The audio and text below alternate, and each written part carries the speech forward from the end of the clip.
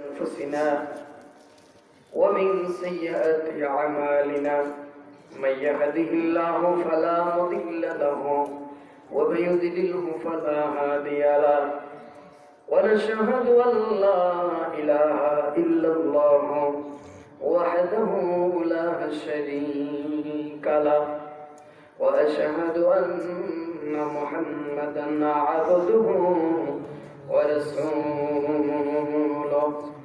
الذي أرسله بالحق بشيرا ونذيرا وداعيا إلى الله بإذنه وسراجا منيرا فقد قال الله تعالى في كلامه المجيد أعوذ بالله من الشيطان الرجيم بسم الله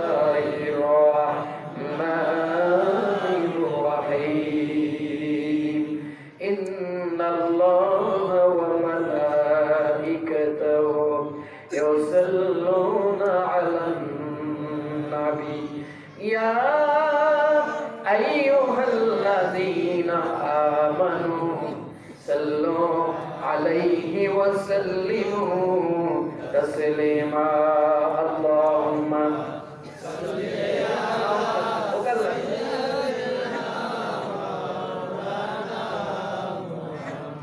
وعلى آل سيدنا مولانا محمد بلغ العلا بكماله كشف الدجى بجماله حسنت جميع خصاله صلوا عليه وآله اللهم آمين ربنا ظلمنا أنفسنا وإن لم تغفر لنا وترحمنا لنكونن من الخاسرين আল্লাহ জুরগাঁও বাজার জামে মসজিদ কমিটি কর্তৃক আয়োজিত ওয়াজ মাহফিল তোমার হাবিবের শানে দরুদ পড়ে তোমার শাহী দরবারে দুই খানা হাত উঠাইলাম মেহেরবানি করে দয়া করে দরুদটুকু উম্মতের পাগল নবী মদিনার বুকে শুয়ে আছেন নবীজি রওজায় পৌঁছায় দাও তামাম পৃথিবীর মাটির নিচে যত মুমিন মুমিনাত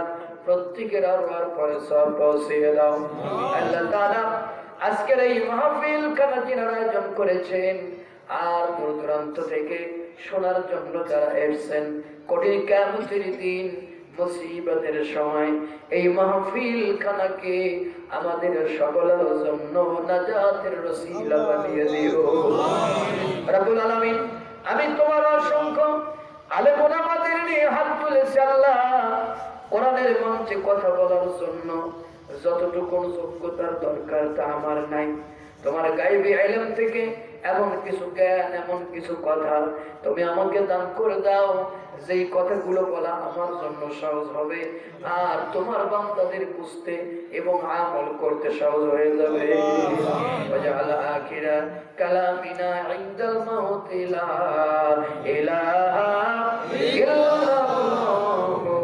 মুহাম্মাদুর রাসূলুল্লাহ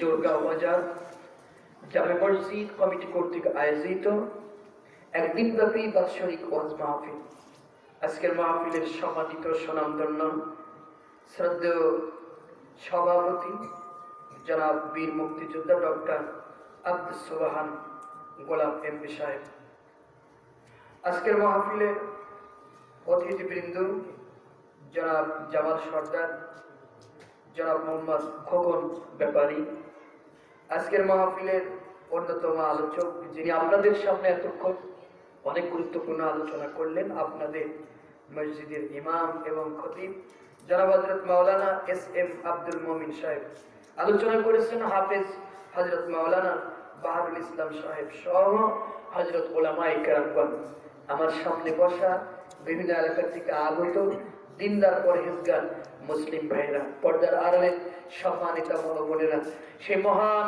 আল্লাহর দরবারে শুকরিয়া যে আল্লাহ মেহেরবানি করে দয়া করে আমাদের সকলকে আজকের এই কোরআনের মাহফিলে উপস্থিত হওয়ার তৌফিক দান করেছেন। আমরা খুশি না বেজার? খুশি। আল্লাহর দরবারে শুকরিয়া আদায় করি, পড়ুন আলহামদুলিল্লাহ। সকলে আমার সাথে পড়ুন রব্বানা লাকাল হামদ হামদান কাসীরান তাইয়িবান মুবারাকান ফীহি ইয়া রাব্বি লাকাল হামদু কামা ইয়ানবাগি লিজালালি ওয়াজহিকা ওয়া আযীম সুলতানিকা। মহান আল্লাহ তাআলা প্রভুর দরবারে সিজদা অবনত মস্তকে শুকরিয়া আদায় করে নিলাম। সকলে একবার পড়ুন আলহামদুলিল্লাহ। সম্মানিত ভাইরা, আমি কথা বাড়াবো না,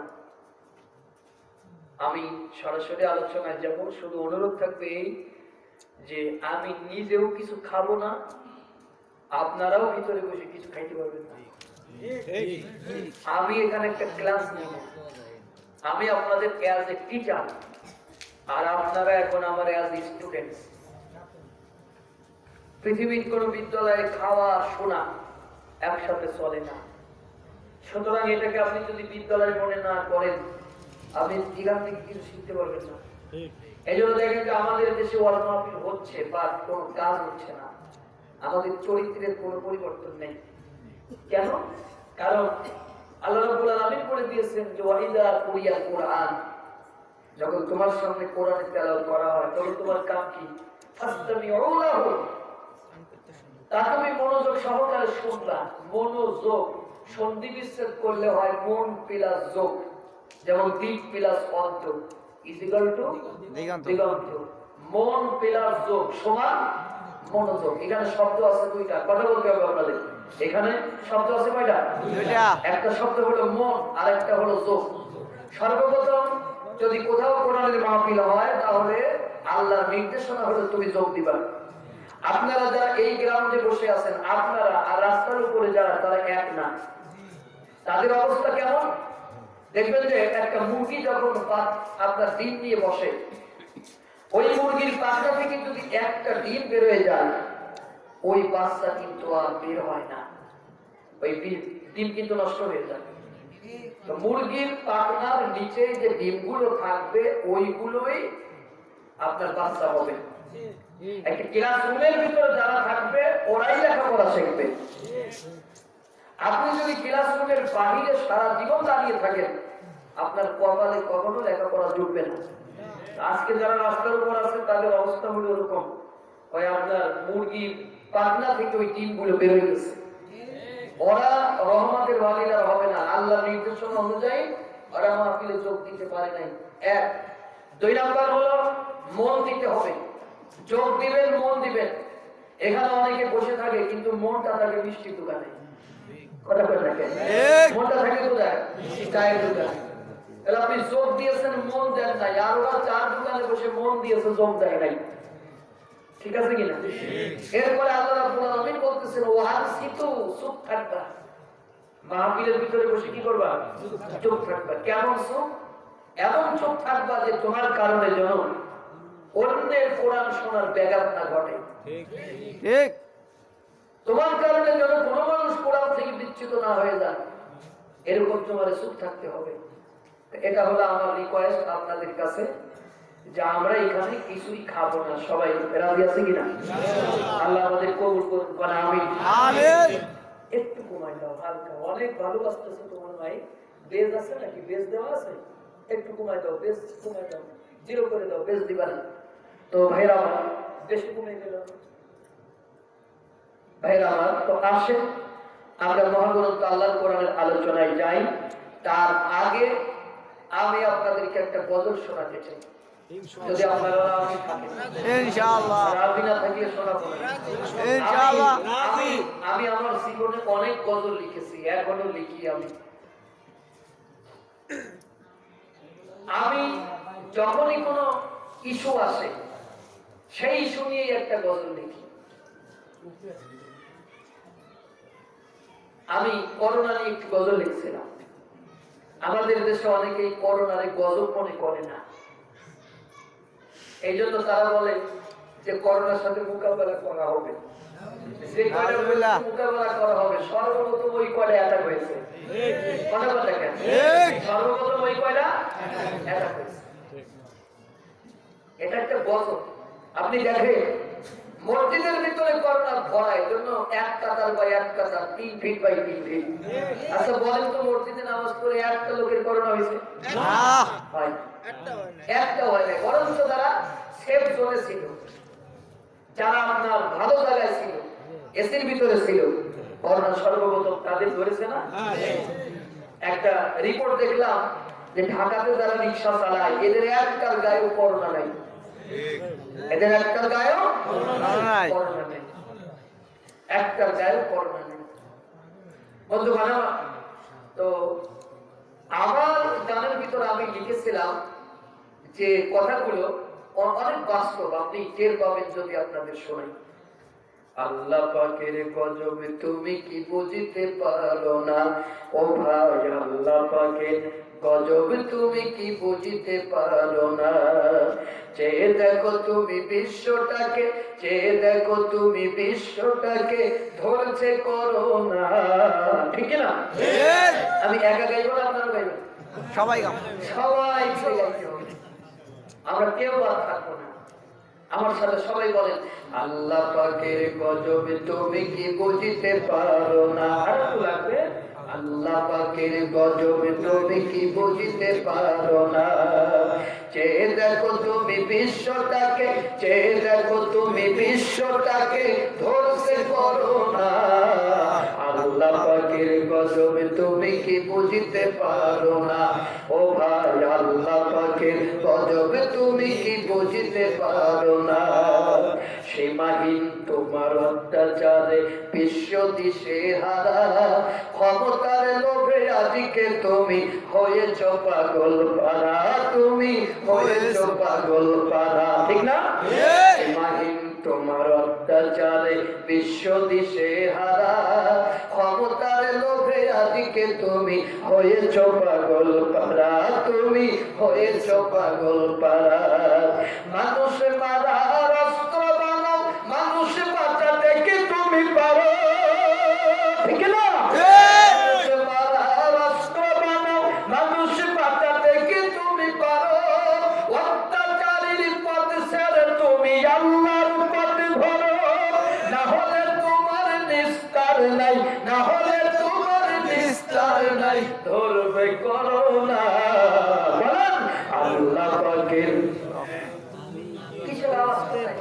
আল্লাহ পাকের গজব তুমি কি বুঝতে পারো না ও ভাই, আল্লাহ পাকের গজব তুমি কি বুঝতে পারো না। জালিমের সব জুলুমবাজি একদিন হয়েছে শেষ, লাঞ্ছিত হয়ে ছাড়ছে তারা তাদের প্রিয় দেশ ও ভাই, তাদের প্রিয় দেশ। ঠিক না? জালিমের সব জুলুমবাজি একদিন হয়েছে শেষ, লাঞ্ছিত হয়ে ছাড়ছে তারা তাদের প্রিয় দেশ ও ভাই, তাদের সোনার দেশ। সবাই থাকিতে সাবধান হও, ছেড়ে পাপের কাজ, না হলে তোমার মাথায় পড়বে গজব নামক বাস। ঠিক না? সবাই থাকিতে সাবধান হও, ছেড়ে পাপের কাজ, না হলে তোমার মাথায় পড়বে গজব নামক বাস।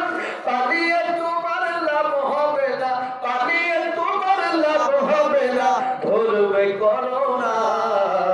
আল্লাহ পাকের বলেন, আল্লাহ পাকের গজব তুমি বুঝতে পারো না ও ভাই, আল্লাহ পাকের গজব তুমি বুঝতে পারো না। চেয়ে দেখো তুমি বিশ্বটাকে, চেয়ে দেখো তুমি বিশ্বটাকে, ধরছে করোনা।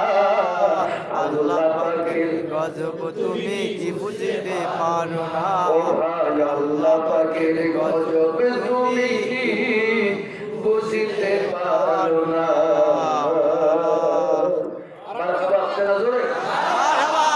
আমি যদি এরকমের মাঝে মাঝে আপনাদের একটু গজল শোনাই, কে কে বেজার হবে? হাতে যে বেজার হবে তাহলে বের করে দেবো, যে বেজার হবে তাহলে কি করবো? বের করে দেবো, এখানে তারা থাকতে দেবো না। তো আসেন আমরা আর কথা না বলি, মহাগ্রন্থ আল্লাহর কোরআনের আলোচনায় যাই। না বাতাস লাগছে না। আমি 20 বছর এই 20 বছরের ভিতরে কোন লোকের বলি নাই যে আমার একটু চা খেয়ে খাওয়া। এই বাতাস হলো ফ্যাশন। বক্তাদের কি বলেন তো ফ্যাশন। এগুলো আসলে কিছুই না। আমার দেখে মনে হচ্ছে আমি 20 বছর বাস করি না, স্টিল 20 বছর পার করলাম, এই 21 বছরে পড়লো। আমি এই 20 বছরে আমি কখনো কাউরে পড়ি নাই যে একটু টিউবওয়েল সাইডে যেন মজু করি। বরঞ্চ কেউ যদি দৌড়ে এসে তাকে দিছে কোনো মাদ্রাসার ছেলে, আমি হাতের ভিতরে 50 টাকা 100 টাকা দিয়ে বলছি মিষ্টি খাইবে। এগুলো হচ্ছে ফ্যাশন। মাথার কাছে দাঁড়ায় বাতাস দেবে। এটা হচ্ছে ওই যে আগের কালে রাজা বাদশারা এই কাজটা করতো না। ওরা মনে করে যে আমরা হচ্ছি নবাব আর সলিমুল্লাহর বংশধর, অথবা আমরা নবাব সিরাজউদ্দৌলার বংশধর। একটা মানুষ আমার মাথার কাছে 3 ঘন্টা বাতাস দেবে, ওই ব্যাপারে ওরা শুনতে পারবে? শুনতে পারবে? শুনতে পারবে না। তা আসেন আমরা আর দেরি না করি, যত পারবেন মানুষের কষ্ট কম দিবেন, মানুষ হয়ে মানুষের খেদমত কম দিবেন। নিজের শরীরে জোর থাকতে, নিজের শরীরে ক্ষমতা থাকতে অন্যের উপর ডিপেন্ড করবেন না। যতক্ষণ পারবেন আপনি নিজের উপরে চলার চেষ্টা করবেন। এটাই হলো আমাদের ইসলামের শিক্ষা, ঠিক না? তোমার যাচ্ছে হযরত ওমর যাচ্ছেন, রাখাল রশি ধরে টানতে, ওমর বললেন আমি যত দূরে উটের পিঠে যাব তুমি তত দূরেই উটের পিঠে যাবে। দুজন একসাথে চলা যাচ্ছে না, কারণ উটের হক আছে। দুজন উটে চড়ে কষ্ট দেওয়া যাবে না, উট দুর্বল, এই জন্য আমরা এক একজন করে চড়বো। আমি কিছু দূর যাবো চড়ে, আবার তুমি চড়বে। রাখাল কি বললো, আপনি আমিরুল মুমিনিন, আপনার দায়িত্ব উটের পিঠে চড়া, আর আমি হচ্ছে চাকর, আমি হচ্ছে কামলা, আমি হচ্ছে ভৃত্য, আমি হচ্ছে উটের রাখাল, আমার কাজ হলো রশি ধরা। ওমর কি মেনে নিলেন? ওমর কিছু দূরে গেলেন, আবার রাখাল কিছু দূরে গেলেন। কোথায় সেই ইসলাম আমাদের আজকে? কোথায় বলেন আপনি? নাই নাই, সেই ইসলাম আজকে আমি যে জায়গা খাই সে জায়গা বসে আমার ড্রাইভার খাইতে বলবে না। আমি যে রুমে ঘুমাই তার থেকে খারাপ রুমে আমি আমার ড্রাইভারে দেবো।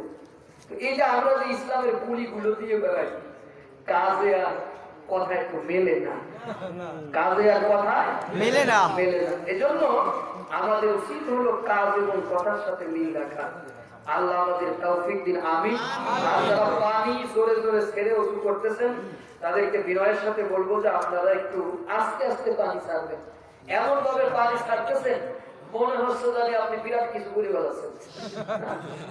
এই আওয়াজটা এখানে আসতেছে, আর আপনারা একটু সামনের দিকে আগায় বলবেন জিকিরের তালে তালে লা ইলাহা ইল্লাল্লাহ, জোরে জোরে বলেন লা ইলাহা ইল্লাল্লাহ, সুবহানাল্লাহ, আলহামদুলিল্লাহ, লা ইলাহা ইল্লাল্লাহ, লা ইলাহা ইল্লাল্লাহ, লা ইলাহা ইল্লাল্লাহ, লা ইলাহা ইল্লাল্লাহ, লা ইলাহা আল্লাহু আল্লাহ, আল্লাহ আল্লাহ, ইনিল হুকমু ইল্লা লিল্লাহ, লা ইলাহা ইল্লাল্লাহ, মুহাম্মাদ রাসূলুল্লাহ, আল্লাহু আল্লাহ, লা ইলাহা ইল্লাল্লাহ। কোরআনের মুক্ত ঠিকানা, চালাও মোদের কাবার সীমানা, মারহাবা বলে। কোরআনের মুক্ত ঠিকানা, চালাও মোদের কাবার সীমানা, যে পথ ধরলে পাইনি তোমায় সে পথগামী করো না, ইনিল হুকমু ইল্লা লিল্লাহ, লা ইলাহা ইল্লাল্লাহ, লা ইলাহা ইল্লাল্লাহ, মুহাম্মাদুর রাসূলুল্লাহ। সকলে বলুন সাল্লাল্লাহু আলাইহি ওয়াসাল্লাম। আলাইহি ওয়াসাল্লাম। ভাইরা আসেন আমার সাথে করে নাউযু বিল্লাহি মিনাশ শাইতানির রাজিম বিসমিল্লাহির রাহমানির রাহিম ওয়া লাকাদ আতাইনা লুকমানাল হিকমাতা আনিশকুর লিল্লাহ ওয়া মান ইয়াশকুর ফাইন্নামা ইয়াশকুরু লিনাফসিহি ওয়া মান কাফারা ফাইন্নাল্লাহা গনিয়্যুন হামিদ। আমার সাথে করুন সাদাকাল্লাহুল আযীম। সম্মানিত ভাইরা, আমি মহাগ্রন্থ আল কোরআনুল কারীমের 31 নম্বর সূরা সূরাতুল লুকমানের 12 নম্বর আয়াত আপনাদের সামনে তেলাওয়াত করেছি। আমি একটা বিষয় লক্ষ্য করতেছি যে একটা ছেলে যদি এই দিক দিয়ে আসতেছে, একদম কিছু কিছু লোক এই দিকে তাকায় থাকতেছে, আমার দিকে তাকাবে না, কোন দিকে তাকানো যাবে না। আর ভাই এইটা নেমে যাচ্ছে, এটা নেমে যাচ্ছে, তুমি এই জায়গাটা একটু টাইট দাও, পারবা? হ্যাঁ, এই জায়গাটা টাইট দিয়ে দাও। বর্তমান আমার আমি 31 নম্বর সূরা সূরাতুল লুকমানের কত নম্বর আয়াত তেলাওয়াত করেছি? 12 নম্বর। এটা মনে রাখবেন। অনেকে সারা রাত ওয়াজ শোনে, পাবলিক বলে ভাই ওয়াজ কেমন হলো? খুব মারাত্মক সিরিয়াস ওয়াজ, বাপের জন্মে এমন ওয়াজ আমি শুনি নাই। কি ওয়াজ করলো? কথা তো মনে নেই। তার মানে আইলাম আর গিলাম, পাইলাম আর খাইলাম, হবে কিছুই বুঝলাম না। এরকম জানি না হয়। 31 নম্বর সূরা লুকমানের আয়াত নাম্বার 12। বাংলা মানে আল্লাহ বলেন ওয়ালাকাদ আতাইনা লুকমানাল হিকমা, আমি লুকমানকে হিকমত দান করেছি। সুবহানাল্লাহ। আশকুর লিল্লাহ, যাতে আমি আল্লাহর শুকরিয়া আদায় করতে পারি। সুবহানাল্লাহ। ওয়া ইয়াশকুর ফাইন্নামা ইয়াশকুরু লিনাফসি, যে ব্যক্তি আমি আল্লাহর শুকরিয়া আদায় করলো সে তার নিজের যত্ন করলো। আল্লাহ বলেন ওমান কাফারা ফাইন্নাল্লাহা গনিয়্যুন হামিদ, আর যে আমি আল্লাহর প্রশংসা আদায় করলো না তার জেনে রাখা উচিত আল্লাহ কারোর মুখাপেক্ষী না। এই আয়াতের উপর আল্লাহ কিছু কথা বলবার তৌফিক আমারে দেন, আর সকলকে শুনে বুঝে আমল করবার তৌফিক দান করেন, আমিন। এখানে আল্লাহ বলেছেন আমি লুকমানের জ্ঞান দিয়েছি যাতে সে আমার শুকরিয়া আদায় করে। অনেকের জ্ঞান পাইয়া মাটিতে আর পাও থাকে না, শুধু লাফায়, জ্ঞানের অহংকারে মানুষকে মানুষ মনে করে না। আছে না?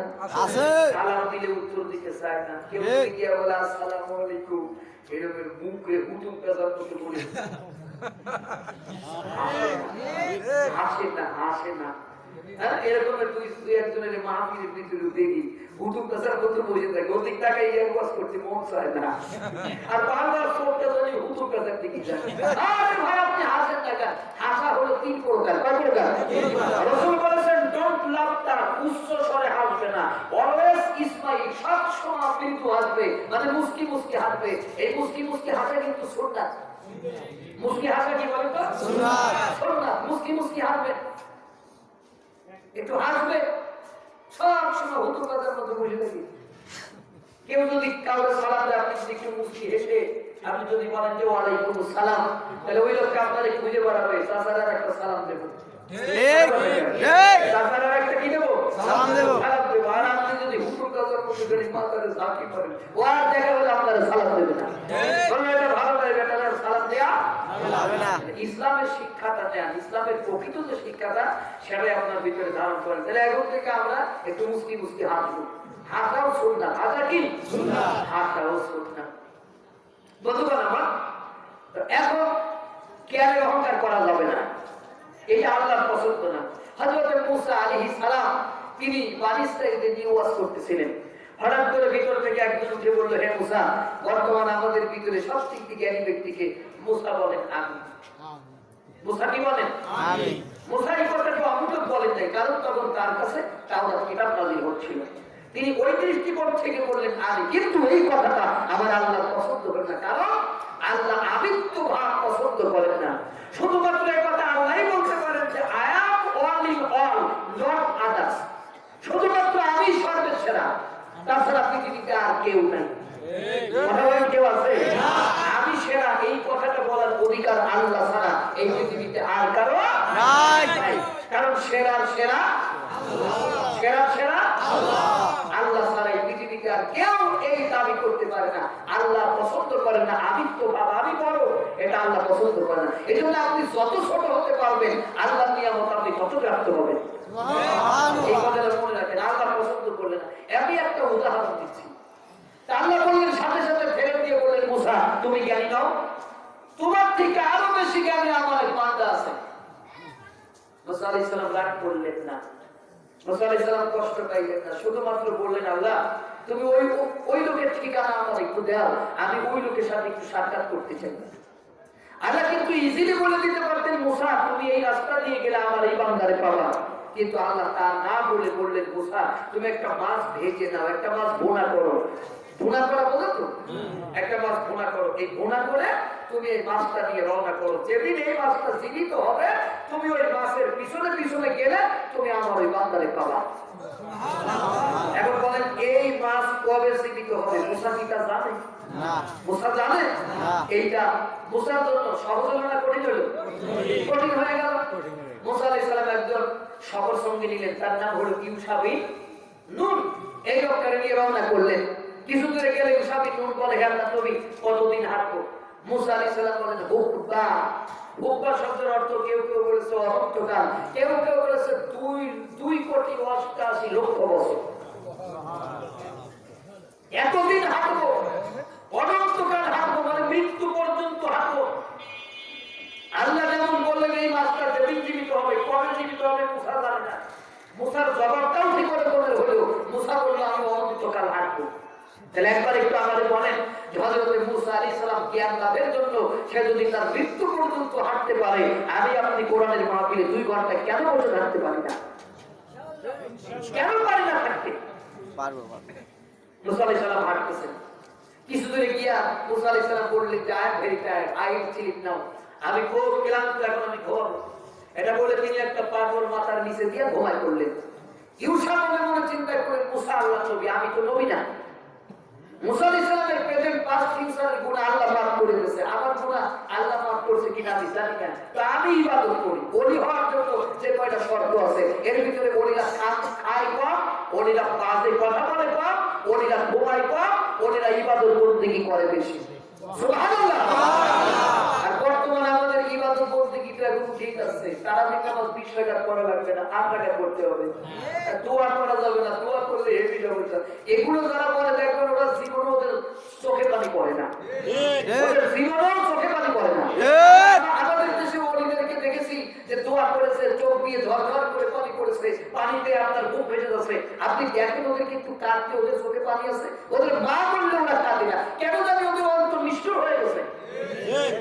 ইবাদতকে একদম সেটে আপনার খাটো করে ইবাদতকে এমন একটা পর্যায়ে নিয়ে আসতেছে যে ইবাদত, অধিক সংখ্যক ইবাদত আল্লাহর নবীতে এমনি এমনি হয় নাই রে ভাই। নবীজির নামাজ পড়তে পড়তে পা খুলে গেছে। আপনার কবে পা খুলেছে আমার একটু বলেন তো? সারা রাত নবী ইবাদত করেছে, আপনি কোন জায়গায় ইবাদত করেন? এখন ইসলাম দলে বানাচ্ছে হাফ প্যান্ট মার্কা ইসলাম। হাফ প্যান্ট মার্কা ইসলাম বলেন। এক মুরব্বী, আরেকটু আওয়াজ বাড়বে, এক মুরব্বী বাজার থেকে একটা প্যান্ট কিনে আনছে। কি কিনছে বলে তো? কিন্তু প্যান্টটা বড় হয়ে গেছে। আসার পরে বউরে বলছে, বউ একটু কেটে দাও। বউ বললে আমি বৃদ্ধা মানুষ, আমি পারবো না, মেয়ের কাছে দাও। মেয়ে বললে যে আমার পরীক্ষা, আমি পারবো না, ভাবির কাছে দাও। বেয়ার বউ বললো যে অনেক কাজ কাম, আমি পারবো না, আমার তো সময় নাই। মুরব্বী লোকটা কষ্ট পাইয়া প্যান্টটা রেখে ঘুমায় পড়েছে। বউ চিন্তা করলো, স্বামী বৃদ্ধ বয়সে একটা কাম দিলে করতে পারলাম না, সে একটু কেটে আমি সেলাই করে আসি। ও 6 ইঞ্চি কেটে সেলাই করে মেয়ে চিন্তা করলো, বাপ একটা কাম দিলে করতে পারলাম না, যা পড়া তো শেষ, এখন একটু ঘুমানোর আগে কাজটা করে। ও গিয়া 3 ইঞ্চি কেটে সেলাই করে আসছে। পুত্রবধূ চিন্তা করলো যে আপনার একটা কাম দিলে করতে পারলাম না, আচ্ছা ঠিক আছে। ও গিয়া আপনার 5 ইঞ্চি কেটে সেলাই করে রাখছে। সকালবেলা বৃদ্ধ লোকটা প্যান্ট করতে গিয়ে দেখে হাফ প্যান্ট করেছে। আমাদের ইসলামটারে খাটো করতে করতে করতে করতে এখন হাফ প্যান্ট মার্কা ইসলাম বানায় বানাচ্ছে। দেখা যাবে যে ইবাদত বন্দেগী বলে ইসলামে কিছুই না। কি কষ্ট হয়? কষ্ট চলবে? কথাগুলো কি বোঝা যায়? বন্ধুগণ, এখন ইউসা পানিতে ওযু করতে নামলেন। এই ঘটনা কোথায় আছে? বানায় বলতেছি না, এটা সূরা কাহফের ভিতরে আছে। এটা বুখারীর বড় একটা হাদিস। বানায় তো বলছি না কেন। হযরত ইউসা ওযু করতে নামলেন, এক ফোঁটা ওযুর পানি ওই মাছের উপরে লাগার সাথে সাথে মাছটা জীবিত হয়ে পানির ভিতরে পড়ে মাছটা চলতে শুরু করেছে। আল্লাহ নবী বলেন মাছটা আঁকা বাঁকা যায় আর মাছের পিছনে পিছনে আঁকা বাঁকা রাস্তা তৈরি হয়। মাছ আঁকা বাঁকা যায় না, রাস্তাও আঁকা বাঁকা হচ্ছে। ওটা দেখে ইউসা চাপ হয়ে গেলেন, অবাক হয়ে গেলেন। উনি ফিরে এসে ইবাদতে মশগুল হলেন। অনেকক্ষণ পরে মুসা ঘুম থেকে জেগে বললেন, লেট আস গো, চলো আমরা যাই। অনেক দূরে গিয়ে বলতেছে আমার নাস্তা দাও। ইউসা বলে, হে আল্লাহ নবী, মাছ তো জীবিত হইয়া পানির ভিতরে চলে গেছে। ইউসা মনে করেছে এইটা মনে হয় নাস্তা, এটা দিয়ে যে কাম কি তা সে জানে না। কয় মাছ তো জীবিত হইয়া পানির ভিতরে চলে গেছে, ওর খাবার তো আর নাই। মুসা আলাইহিস সালাম বলেন, আমি তো ওই রাস্তায় খুঁজতেছি, তুমি আমাকে কেন বলো নাই? হযরত ইউসা বিন নুন বলেন, হে আল্লাহর নবী, আমি বলতে চাইছিলাম শয়তান আমারে ভুলিয়ে দিয়েছে, এই কারণের জন্য বলতে পারি নাই। হযরত মুসা আলাইহিস সালাম আবার পায়ের চিহ্ন দেখে দেখে যে জায়গা ঘুমাইছিলেন ওই জায়গা ফিরে এসেছে। ওখান থেকে তিনি লক্ষ্য করলেন একটা রাস্তা সমুদ্রের ভিতরে চলে গেছে। এই রাস্তার দৈর্ঘ্য প্রস্থ কত?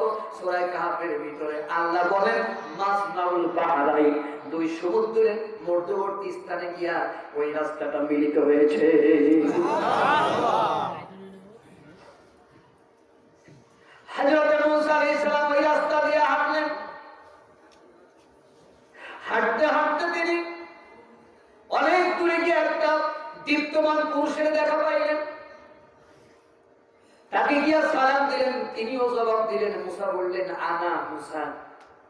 তিনি বললেন, তুমি কি বনি ইসরাইল? মুসা বললেন, না।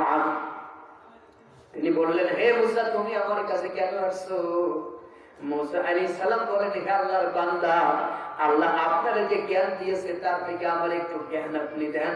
তিনি প্রথম কথাই বললেন, লান তাস্তাতিআ মাইয়া সাবরা, তুমি আমার সাথে ধৈর্য ধারণ করে থাকতে পারবে না। তুমি আমার সাথে ধৈর্য ধরে থাকতে পারবে না। মুসা আলাইহিস সালাম বলেন, কেন? খিজির আলাইহিস সালাম বলেন, ওয়া কাইফা তাসবিরু আলা মা লাম তুহিত বিহি কুবরা, তার যেই বিষয়ে জ্ঞান নাই ওই বিষয়ে তার ধৈর্য নাই। কথাটা কি বোঝা গেছে? যার যেই বিষয়ে জ্ঞান নাই ওই বিষয়ে তার ধৈর্যটাও নাই। কথা কম, ধৈর্য নাই। এই জন্য দেখবেন কোরআনের মাহফিলে তাফসীর করলে কিছু কিছু লোক উঠে চলে যায়। কেন? ওর ওই জ্ঞান নাই। ওর কি নাই? ওর জ্ঞান নাই। এই জন্য ওখানে ধৈর্য ধরে বসতে পারতেছে না। মুসা আলাইহিস সালাম বলেন, পারবো ইনশাআল্লাহ। রওনা করেছে। একটা উদাহরণ দিচ্ছি, এই উদাহরণ থেকে বলবেন আমি পারবো ইনশাআল্লাহ। খিজির আলাইহিস সালাম বললেন, ঠিক আছে, তুমি আমার সাথে যাবে, তবে শর্ত হলো আমি তোমার যদি নিজের থেকে কিছু না বলে দেই তাহলে তুমি আমারে কোনো প্রশ্ন করতে পারবে না, কোনো প্রশ্ন করতে পারবে না। মুসা আলাইহিস সালাম আমি রাজি। দুজনে রওনা করেছে। অনেক দূরে গিয়ে একটা নদী পাইছে। এই নদী পার হতে হবে। নদীতে একটা নৌকা আছে, নৌকার উপরে তিনটা বালক বসে আছে।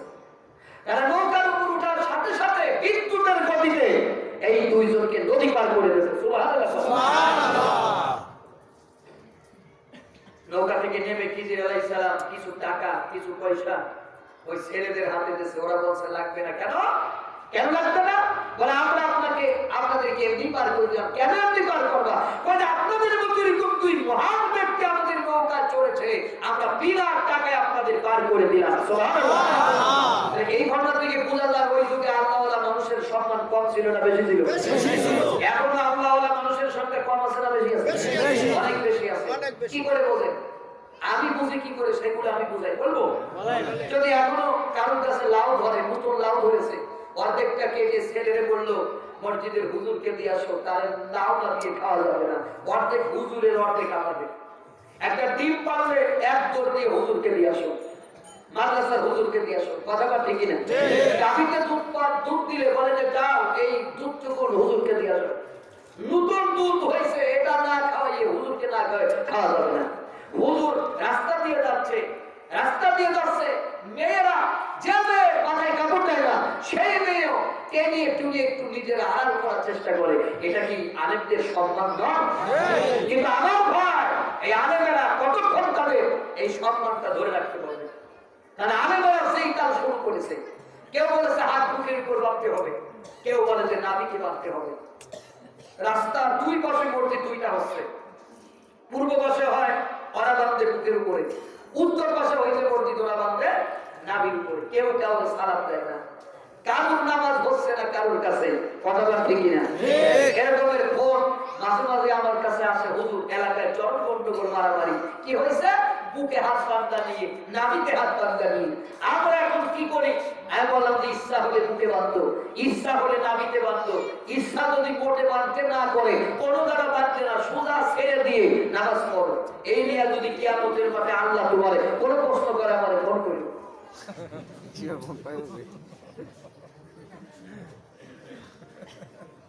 কিয়ামতের মাঠে আল্লাহ বনি আদমকে 5টা প্রশ্ন করবে। কয়টা? 5টা। এই 5টা প্রশ্নের ভিতরে একটা প্রশ্ন নাই বান্দা হাত কোন জায়গা বাঁধছিলে, বুকে না নাবিতে? নাই। আছে? কথা বলেন, আছে? নাই। কবর আছে? নাই। অথচ আপনারা এইটা নিয়ে গন্ডগোল করেন, আমরা এইটা নিয়ে গন্ডগোল করি। গন্ডগোল করে আমরা আজকে সমাজকে দুই ভাগ করে দিলাম। অথচ আল্লাহ বলে দিল ওয়াতাসিমু বিহাবলিল্লাহ, আল্লাহ রশিদ ঐক্যবদ্ধভাবে ধরো, না কথা থাকো, ছিন্ন ভিন্ন হলো না। এটা আমার অর্ডার ছিল, সে অর্ডারকে আমরা অমান্য করলাম। শুধুমাত্র বুকে হাত বাঁধা, নাবিকে হাত বাঁধা, অথচ না বাঁধলেও কোনো সমস্যা নেই। আপনি হেরাম শরীফে যান, মক্কায় যান, 3 শ্রেণীর লোকে নামাজ পড়ে। এক শ্রেণীর লোক হাত দিতে বাঁধবে, এক শ্রেণী নাবিতে বাঁধবে, আর এক শ্রেণী কোন জায়গা বাঁধবে না। কই সেখানে তো গন্ডগোল মারামারি নাই। আপনি কেন যত হুজুর হয়েছে কি বাংলাদেশে? কথা বলেন আপনারা, কত আওয়াজ কি সব হলো আমাদের দেশে? তারপরে গোল টুপি দেবো না, লাম্বা টুপি দেবো, কোন টুপি মাথায় দেবো, এই নিয়ে গন্ডগোল মারামারি লেগেই আছে। আরে ভাই, শুধুমাত্র টুপি মাথায় দিলেই যদি কোনো মানুষ আল্লাহর জান্নাতে চলে যায়, তাহলে নেপালের অনেক হিন্দু টুপি মাথায় দেয়। পাগড়ি বান্দা নিয়ে গন্ডগোল করে, কোন ভাবে পাগড়ি বাঁধবো, কোন স্টাইলে? ওই মিয়া, পাগড়ি বান্দা নিয়ে শুধু গন্ডগোল করে। পাগড়ি বাঁধলেই যদি কোনো মানুষ আল্লাহর জান্নাতে চলে যায়, তাহলে তো ডক্টর মনমোহন সিং আপনার অনেক আগে জান্নাতের ভিতরে বসে আইকি মাইরে আঙ্গুল ফল খাবে। তারপরে দাড়ি সাইজ মাপে, ফিতা নিয়ে আসে, দাড়ি সাইজ, হুজুরের সাইজ কত, দাড়ি সাইজ। আপনি ফিতা দিয়ে দাড়ি মাপবে, এই ফিতা অনুযায়ী যদি আপনার সাইজ অনুযায়ী যদি কোনো মানুষ আল্লাহর জান্নাতে চায়, তাহলে বিশ্বকবি রবীন্দ্রনাথ ঠাকুরের দাড়ি আমার থেকে কয়েক ইঞ্চি বেশি বড়। কি হবে তার দাড়ি? এগুলো নিয়ে আপনি গন্ডগোল কেন করতেছেন? যদি টুপিতে আপনার ভাইয়ের সাথে আপনার ভাইকে আলাদা করে দেয়, যদি টুপি মাথায় দেওয়ার কারণে যেই টুপি মাথায় দিয়েছেন ওই টুপি মাথায় দেওয়ার কারণে যদি একটা মুসলমান আপনার শত্রু হয়ে যায়, তাহলে বুঝতে হবে ওই টুপি রাসূলের সুন্নাত নয়, ওটা হলো ইহুদিদের টুপি।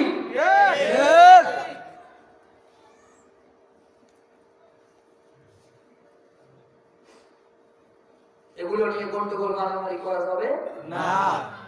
অর্ডার কার? আল্লাহ। আল্লাহ কি বললেন? লা তুফসিদু ফিল আরদ, পৃথিবীর ভিতরে ফাসাদ সৃষ্টি করা যাবে না। কথা বলা যাবে না।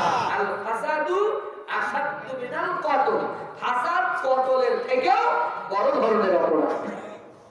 তাহলে এই নিয়ে আমরা আর গন্ডগোল মারামারি করব না।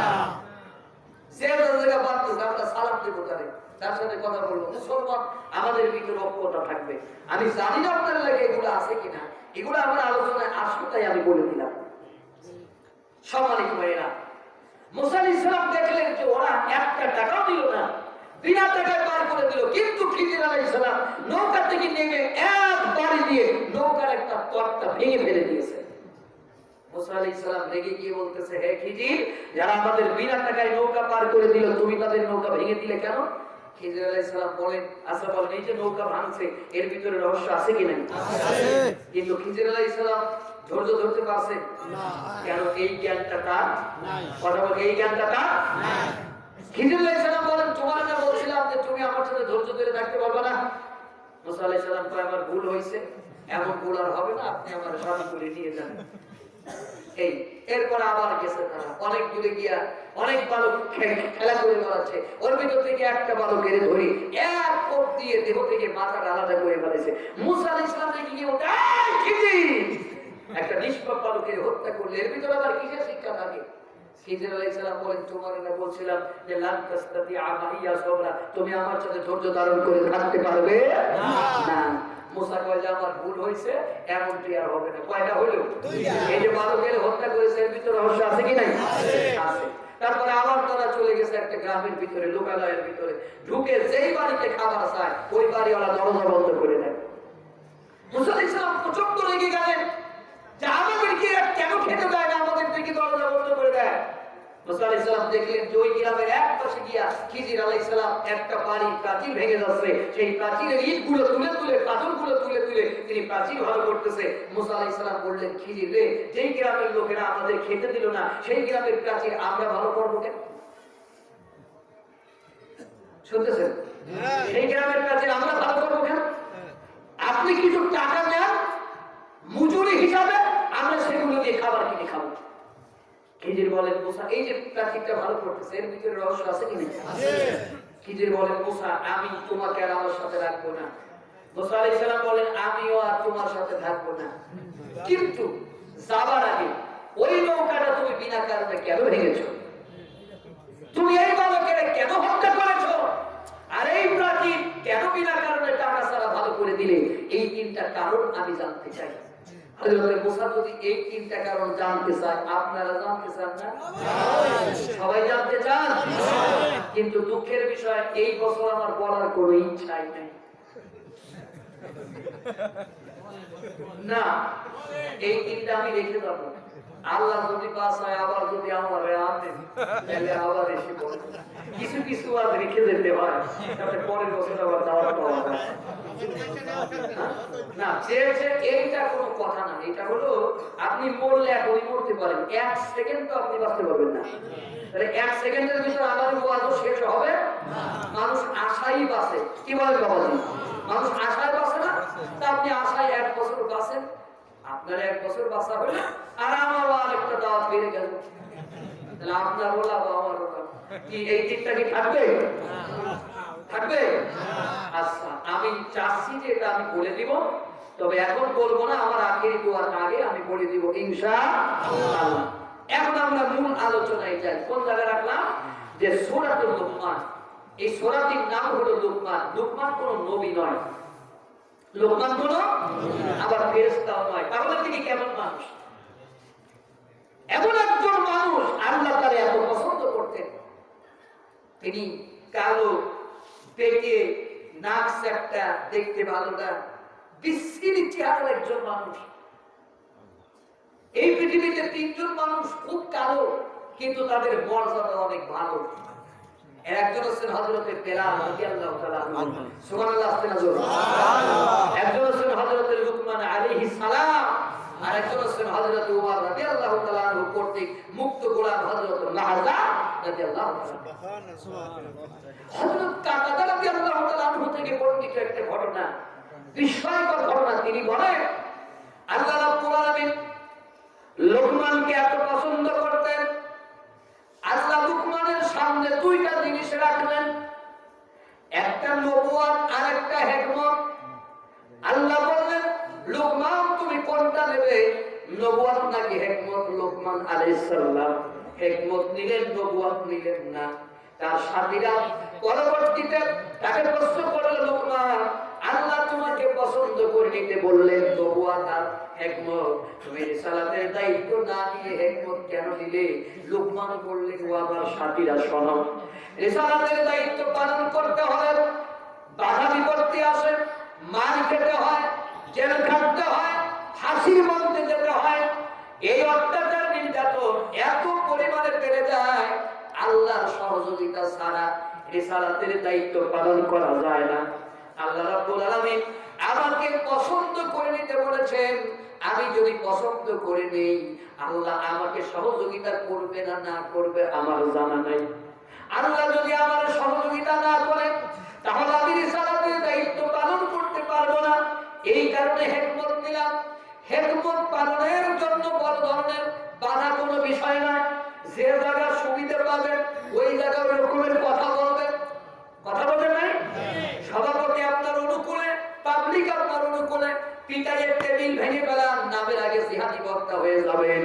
আর যে জায়গা দেখবেন মার খাওয়ার সম্ভাবনা আছে, ওই জায়গা গিয়ে আপনি ওয়াজ করবেন। একবার আলহামদুলিল্লাহ পড়িলে জান্নাতের ভিতরে এমন গাছ জ্বালাবে যে গাছের নিচে দিয়ে এরা বের হওয়ার 70,000 বছর ধরেও গাছের ছায়া পড়বে না। এই ওয়াজ আপনি কিয়ামত পর্যন্ত করলে কেউ আপনারে আর মারবে না। কিন্তু রিসালাতের দায়িত্ব যখনই আপনি পালন করতে যাবেন, তখনই আপনি মার খাবেন। কি খাবেন? তখন আপনি ধাওয়া খাবেন, তারা খাবেন, আপনি এলাকা ছাড়া হবেন, আপনার নামে মামলা হবে, আপনি ফাঁসির কাছে যাবেন। আমার নবী নিজেও 3 বছর জেলখানায় ছিলেন। কথা ঠিক না? তাহলে আপনি কেন জেলখানায় যাবেন না? জেলখানা যাওয়া তো সুন্নাত। জেলখানায় যাওয়া কি সুন্নাত? এসাক করেন আপনি নামাজে যাবেন, এসাক তো সুন্নাত। জেলখানায় যাওয়া সুন্নাত। আমার নবী 3 বছর জেল খাটছেন। কষ্ট হচ্ছে? কষ্ট হয়? আমার কথা বুঝতে কোনো কষ্ট হয়? এখন কাজে আমরা জেল খাটবো কেন? কেন জেল খাটবো? আমি তো এরকমের, আপনি এরকমের কাম করেন না। মানে আপনি ওয়াজ করেন একবার আলহামদুলিল্লাহ পড়ে, জান্নাতের ভিতরে এমন গাছ জ্বালাবে যে গাছের নিচে দিয়ে রাখবেন হয় 70,000 বছর ধরে লোক আছে ছায়া পড়ো। এই ওয়াজ করে আপনি মার খাবেন। এই ওয়াজের তো কোনো ভিত্তি নাই। আপনি এখন টিপ কল কিনতেছেন, সারাদিন বই পড়তেছে, আলহামদুলিল্লাহ পটাশ, আলহামদুলিল্লাহ পটাশ। কয়বার হয়েছে? 772 বার। একদিনে 772 বার আলহামদুলিল্লাহ পড়েছে। চাচা আপনি টোটাল মিলে কত হয়েছে? 1 লাখ। তাহলে আপনার 1 লাখ গাছ জান্নাতে জ্বালাই গেছে। কথা বলবেন কেন? আমি বললাম যে চাচা ধরেন আপনাকে আল্লাহ কোনো কারণে জান্নাত দেবে না, ওই 1 লাখ গাছের কি হবে? সে আমারে বললো জান্নাত হবে না কেন? এখন ধরেন 1 নাম্বার আপনি পরের সম্পদ মেরে খাইছেন, এই জন্য আপনার জান্নাত হবে না। দুই নাম্বার আপনি এতিমের হক ভাঙিয়েছেন, এই জন্য আপনার জান্নাত হবে না। কথা বলেন না? 3 নাম্বার আপনি মেয়েকে সম্পত্তিতে ফাঁকি দিয়ে ছেলেদের নামে সব সম্পদ রেখে দিয়েছেন। কথা বল। 4 নাম্বার আপনি ঘুষ খাইছেন, 5 নাম্বার আপনি সুদ খাইছেন, 6 নাম্বার আপনি দুর্নীতি করেছেন, 7 নাম্বার আপনি মানুষের মাথায় বাড়ি দিয়ে ওই মানুষের নামে আপনি মিথ্যা মামলা করেছেন। আপনি তো জান্নাতে যাইতে পারতেছেন না। তাহলে আপনার 1 লাখ গাছের কি হবে এখন? আপনি তো ওই গাছগুলো কেটে আনতে পারবেন না। আবার ওই গাছ যদি থাকেও ওই গাছ সহ আল্লাহ আরেকজনের জান্নাত দিতে পারবে না। তাহলে এখন এই জান্নাতটা কি হবে? চাচা আমার এখন তার মানে অবস্থা কি হলো? পরের জায়গা পরের জমি ঘর বানায় আমি রই, আমি তো সেই ঘরের মালিক নই। ঘর কার? আল্লাহ। জান্নাত কার? আল্লাহ। দেবে কে? আল্লাহ। গাছ লাগাবে কে? আল্লাহ। কিন্তু গাছ লাগাচ্ছে আমি। জমিদারের ইচ্ছা মতো দেই না জমি চাষ, তাই তো ফসল ফলে না রে দুঃখ 12 মাস। ঠিক না? জমিদারের ইচ্ছা মতো দেই না জমি চাষ, তাই তো ফসল ফলে না রে দুঃখ 12 মাস। আমি খাজনা পাতি সবই দিলাম,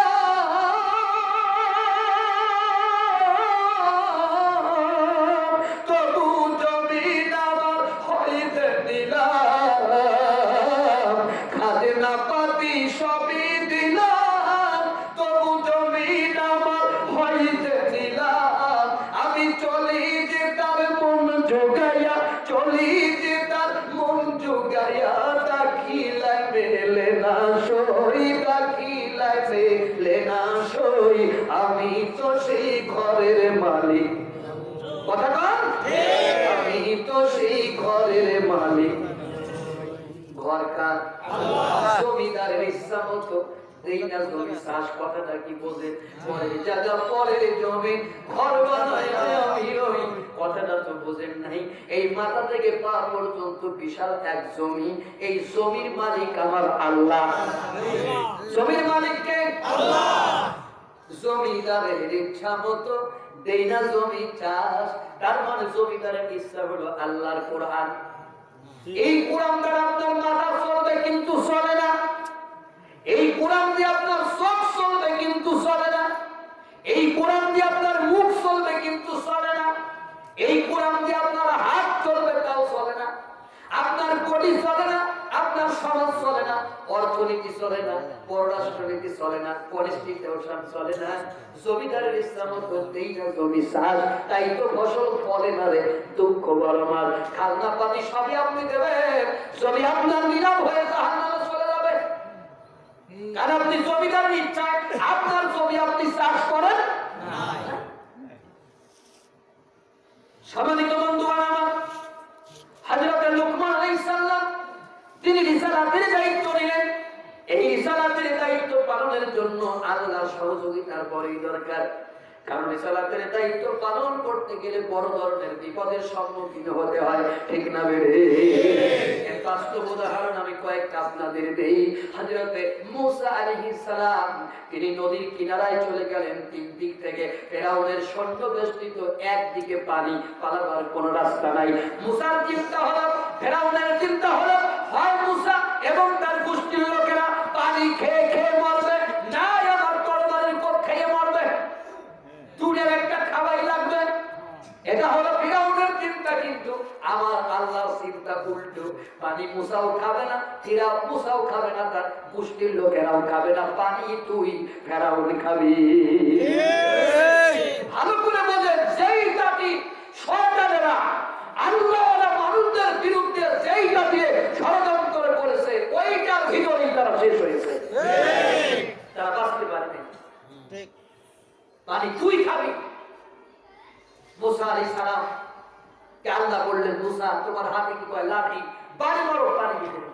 একটা দুইটা রাস্তা না, 12টা রাস্তা হলো। আল্লাহ বললেন, মুসা তুমি দ্রুত তোমার লোকগুলো নিয়ে পার হও, চলে যাও।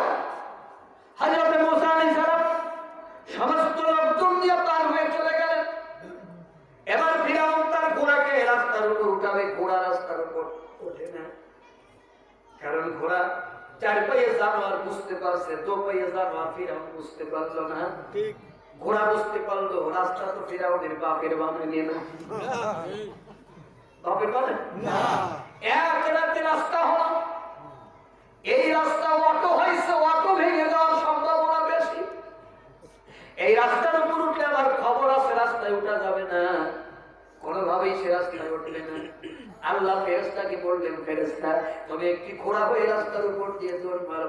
একটা ঘোড়া রাস্তার উপর দৌড় মারছে, সাথে সাথে ফিরাউনের ঘোড়া রাস্তার উপর উঠে গেছে। ফিরাউনের ঘোড়া ওঠার পরে আপনার ফিরাউনের সমস্ত লোকজনের ঘোড়া উঠে গেল। আল্লাহ রাস্তাকে ডাকতে বলে, রাস্তা রে তোর উপর কারা উঠেছে? রাস্তা বলে, আল্লাহ বাসাইকেই তো সব শয়তানের গোষ্ঠী, একটা ইমানদার শুধু নয়, ন্যূনতম একটা ইমানদারও আমি রাস্তার উপর এখন আর নাই। ও মুসলমানেরা, আজকে মাথার ভিতরে কিছু কথা আপনারা ঢুকায় নিয়ে যাবেন। আল্লাহ কোন জাতিকে, কোন কওমকে, কোন দলকে ততক্ষণ ধ্বংস করে না যতক্ষণ এই দলের ভিতরে ন্যূনতম একটা ইমানদার বসবাস করে। ন্যূনতম ইমানদার মানে প্রথম শ্রেণীর ইমানদার অন্যায় দেখলে লাঠি পিটা করে, আপনার সেকেন্ড ক্লাস ইমানদার তারা কথার মাধ্যমে প্রতিবাদ করে, আর ন্যূনতম ইমানদার মনে মনে ঘৃণা করে। তার মানে একটা কাজ শুরু হয়েছে, ওই কাজটা যে লাঠি দিয়ে প্রতিহত করতে পারবে না, কথার মাধ্যমেও পারবে না, কিন্তু মনে মনে ওই কাজটার যে ঘৃণা করতেছে, এটা হলো ন্যূনতম ইমানদার। আমরা অনেক সময় বলি, আল্লাহ এই দলের উপর গজব দেয় না কেন, এই দলের ধ্বংস করে না কেন, এই জাতিকে ধ্বংস করে না কেন, এই গোষ্ঠীকে ধ্বংস করে না কেন, আমরা বলি না? আল্লাহ ততক্ষণ পর্যন্ত ওই দলের, ওই গোষ্ঠীর, ওই কওমকে ধ্বংস করবে না যতক্ষণ পর্যন্ত ওই দলের ভিতরে ন্যূনতম একটা ইমানদার থাকবে। যেমন হুদায়বিয়ার শক্তি হয়ে গেল, আল্লাহ পাক ওই সময় কেন যুদ্ধ চাইলেন না?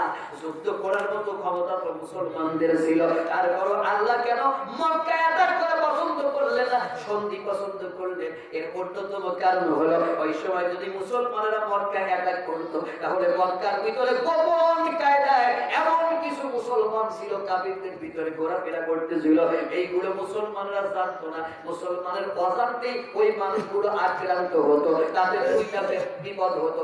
একটা বিপদ হলো মুসলমান হয়ে মুসলমানের হত্যা করেছে, আল্লাহর কাছে বড় ধরনের অপরাধী হয়ে যাইত। আর দুই নম্বর কারণ হলো কাফিররা যদি জানতে পারতো এরা মুসলমান ছিল, তারা মুসলমানদেরকে অ্যাটাক করেছে, তাহলে পৃথিবীর ভিতরে বড় ধরনের বদনাম হয়ে যাইত। কাফিররা বলতো মুসলমান মুসলমানদেরও ছাড়ে না। এজন্য আল্লাহ রাব্বুল আলামিন অবকাশ দিয়ে দিলেন, সুযোগ দিয়ে দিলেন। এই কারণে আল্লাহ রাব্বুল আলামিন নবীকে উৎসাহিত করলেন হুদায়বিয়ার সন্ধির জন্য। সন্ধি করতে আল্লাহ উৎসাহিত করেন, নবী উৎসাহিত করেন, তার মানে অবকাশ দেওয়া হলো এই ইমানদারগুলো আস্তে আস্তে করে তারা বের হয়ে মদিনায় চলে যায়। তখন মক্কাতে একটা ন্যূনতম ইমানদারও থাকবে না, তখন মুসলমানরা মক্কা আক্রমণ করবে। তার মানে একটা দলের ভিতরে, একটা গোত্রের ভিতরে যতক্ষণ পর্যন্ত ন্যূনতম ইমানদার থাকবে, ওই গোত্রের উপরে, ওই দলের উপর আল্লাহ গজব দেবে না। আল্লাহ সময় দেবে, অবকাশ দেবে, টাইম দেবে, যতদিন পর্যন্ত ওই লোকগুলো ওই দল থেকে বের হয়ে না যাবে। ওই লোকগুলো যখন দল থেকে বের হয়ে যাবে, তখন আল্লাহ এমন গজব দেবে তাদের আব্বা দাদার আর কোনো সুযোগ থাকবে না। তারা আব্বাও টাকার কোনো সুযোগ থাকবে না। কষ্ট হচ্ছে না? ওয়াজ কি চলবে? কত রাত চলবে? সারা রাত চলবে। কিন্তু কিছুক্ষণ পর আমার একটু জায়গা করে দেবে, আমি আস্তে করে বেরিয়ে চলে যাবো। আপনারা সারা রাত ওয়াজ করবেন, আমার সমস্যা নেই, কিন্তু আমি সারা রাত থাকতে পারবো কি করে? ভালো লাগে না? প্রতি বছর এই জায়গায় একটা তাফসীর হোক, তাফসীর মাহফিল। কি মাহফিল? তাফসীর মাহফিল হোক। আমরা চাই না? যারা যারা চাই একটু আল্লাহর হাত লাগাই দেই। নারে তাকবীর, আল্লাহু আকবার, নারে তাকবীর। আল্লাহ কবুল করুন, বলেন আমিন। ধন্যবাদ। আমার তো হযরতে মুসা আলাইহিস সালামের লোকেরা তো চলে গেল, ফিরাউনের বাড়ি উঠেছে। শুনতেছেন আপনারা?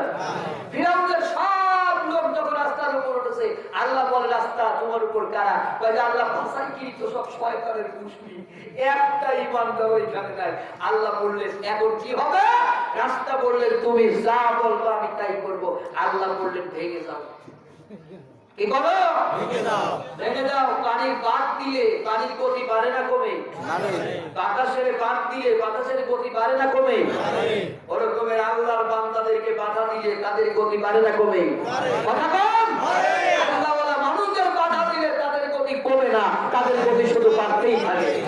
কারণ তাদের ঈমান ওই পট পাতার ঈমান না, তাদের ঈমান হলো খেজুর গাছের পাতার মতো শক্ত। ও ঝাঁকি দিলে পড়ে, ও টানলেও ফেলে। বন্ধুগণ আমার, রাস্তা তো ভেঙে গেল, পানির গতি বাড়ছে না। এক ধাক্কায় ফিরাউনের সব লোক হসপিটালে নিয়ে আগে শেষ পাতালে চলে গেল। পাতাল কয়টা? পাতাল না, পাতাল হইল দুইটা, একটা হসপিটাল আর একটা হলো শেষ পাতাল। হসপিটালে যাওয়ার আগে শেষ পাতালে চলে গেল। এইবার ফিরাউন একা বেঁচে আছে। কত বলেছিল যে আনা রব্বুকুমুল আলা, আমি হলাম সবচেয়ে বড় রব। এই রব পানির ভিতরে পড়ে প্রচন্ড ঢেউয়ের ভিতরে ও বলতেছে ওয়ালা আমানতু আন্নাহু লা ইলাহা ইল্লাল্লাযী আমানাত বিহি বানু ইসরাঈল। ওয়ালা আমানতু আন্নাহু লা ইলাহা, আমি মানলাম সেই আল্লাহর উপরে যে আল্লাহ ছাড়া কোনো ইলাহ নাই, কোনো মাবুদ নাই। তার মানে ও যে ভণ্ডটাও নিজেই বলতেছে। এখন যদি আপনি পানির ভিতরে পড়ে সাঁতার যদি না জানেন, আর যদি এক আলিফ টেনে বলেন কলা আ, কানের ভিতর পানি বেশি যাবে না কম যাবে? বেশি যাবে কি না? পানি কি মুসা খায় না ফিরাউন খায়? কথা কর, ফিরাউন খায় কি না? শুধু পানি খাইল না, দুইবার বলার পরে তিনবার যখন বলতে যাবে কলা আ, পান কুয়ার পানি নাই। জিবরাইল কিছু কাদা দিয়া কানের ভিতরে দিয়া কয় যে বেটা এবার কাদা খা। এতক্ষণ পানি খাইছিস, এবার কাদা খা। এই যে মরে গেল ফেরাউন, পানি খাইতে খাইতে মরে গেল। সে তো বলেছিল যে কলা আমানতু আন্নাহু লা ইলাহা ইল্লাল্লাযী আমানাত বিহি বানু ইসরাঈল। আল্লাহ তো তার ঈমানকে অ্যাকসেপ্ট করলেন না, গ্রহণ করলেন না। কেন করলেন না? কারণ আল্লাহ বলে দিলেন যে ইতিপূর্বে তুই ছিলি সাতার সৃষ্টিকারীদের অন্তর্ভুক্ত, তুই না আমার নবীকে দেশ থেকে বের করে দিলি, তুই না আমার তাওরাত কিতাবকে অস্বীকার করেছিস, তুই না আমার বান্দাদেরকে হত্যা করেছিস। এই পৃথিবীতে কোনদিন কাজ না হয়, আজকে তোকে আমি ছাড়বো না, তোরে আমি সংরক্ষণ করবো, তোর হাড়গোড়গুলিকে আমি বাঁচিয়ে রাখবো, গোটা পৃথিবীবাসীর জন্য একটা দৃষ্টান্ত করবো। কারণ তোর পরে অসংখ্য নকল ফেরাউন আসবে, তোরে দেখে যেন তারা হেদায়েত হয়ে যায়। আল্লাহর সাথে বিয়াদবি করলে তার শাস্তি এমন হয়। ঠিক ফেরাউন পানি খাইতে গিয়ে মরে গেল। আমাদের দেশেও এরকমের কিছু নব্য ফেরাউন আছে। এই নব্য ফেরাউনেরা মরার আগ পর্যন্ত তারা কোরআন মানে না। কথা বল ঠিক না? মরার আগ পর্যন্ত তারা কোরআনের মাহফিল সহ্য করতে পারে না। মরার আগ পর্যন্ত তারা আলেম ওলামাদের দেখতে পারে না। ঠিক মরার 1 সেকেন্ড আগে এক ইমাম নিয়ে আসে। ইমাম সাহেব কি করবে? ইমাম সাহেব কি পড়াচ্ছে? আস্তাগফিরুল্লাহ রাব্বি মিন কুল্লি জাববি ওয়া আতুবু ইলাইহি লা হাওলা ওয়ালা কুওয়াতা ইল্লা বিল্লাহ লা ইলাহা। পুরো যখন হাত করে ছেলে লোকের পানি ডাল 2 চামচ পানি দেওয়ার পরে পুরো আর কথা বলতে পারে না। ইমাম সাহেব গাল তারে বদ্ধ করে দিয়া কয়, বাবা তোমার 1 মুঠা পানি খাওয়ার জন্যই তোমার বাপ বেঁচে ছিল। আসলে কি তা? এগুলো সব নব্য ফেরাউন। এগুলো কি বলেন তো? রূপের গৌরবে সাদিয়া সোসাদ, সোনা দানা কত কিয়া রাজকীয় পোশাক। রূপের গৌরবে সাদিয়া সোসাদ, সোনা দানা কত কিয়া রাজকীয় পোশাক। যেদিন প্রাণ পাখি যাবে তুমি পরে রবে, সকলেই হবে তোমার পরে। মন আমার কেন বান্ধ দালান ঘর, একদিন মাটি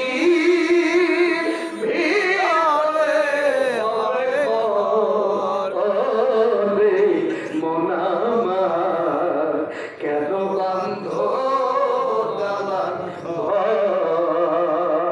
মারহাবা, আসতে না জোরে। মরার আগে আমাদের সতর্ক হতে হবে।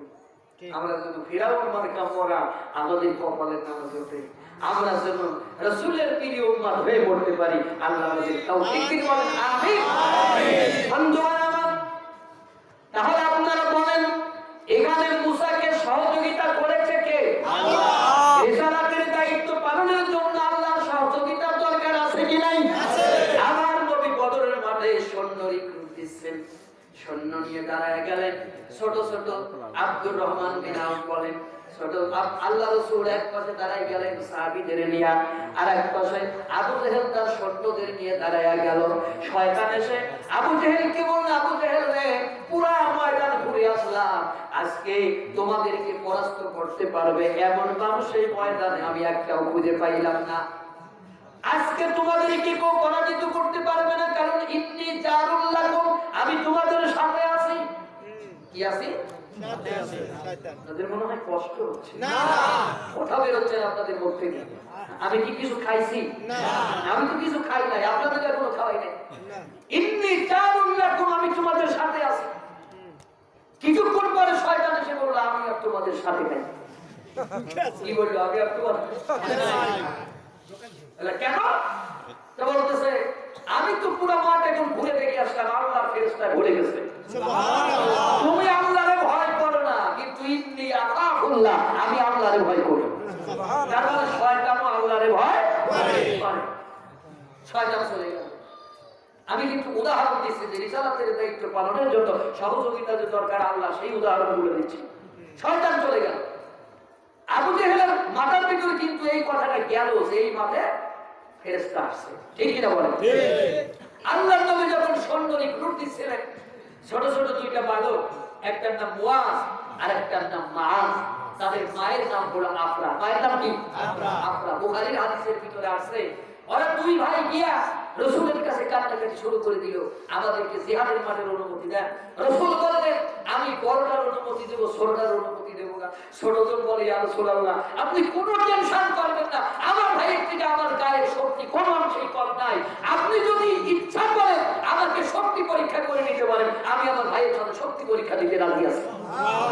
এটা বলে বড় ভাইয়ের কানে কানে গিয়ে বলতেছে ভাই যদি রাসূল শক্তি পরীক্ষা করতে বলে তুমি ইচ্ছা করে একবার তলে পড়ে আমার উপরে দিবা, আবার আমি তলে পড়ে তোমার উপরে দেবো, দুজন সমান, আমরা দুজনে জিহাদের মাঠে যাবো।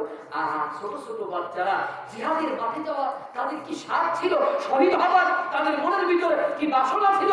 নজরুল ইসলাম এই জন্য তার একটি গানের ভিতরে লিখতেছে আল্লাহ দিদার পূর্ণ ঈমান কোথা সে মুসলমান, কোথা সে মুসলমান, কোথা সে আরিফ অভেদ জানার, কোথা সে আরিফ অভেদ জানার, জীবন মৃত্যু জ্ঞান কোথা সে মুসলমান, কোথা সে মুসলমান, যার মুখে শুনি তাওহীদের কালাম ভয় মৃত্যু করে তো ছালাম, যাদের দিন দিন রবে কাঁপিত দুনিয়া, দিন দিন রবে কাঁপিত দুনিয়া, জিনপুরি ইনসান কোথা সে মুসলমান, বলেন না কোথা সে মুসলমান, কোথা সে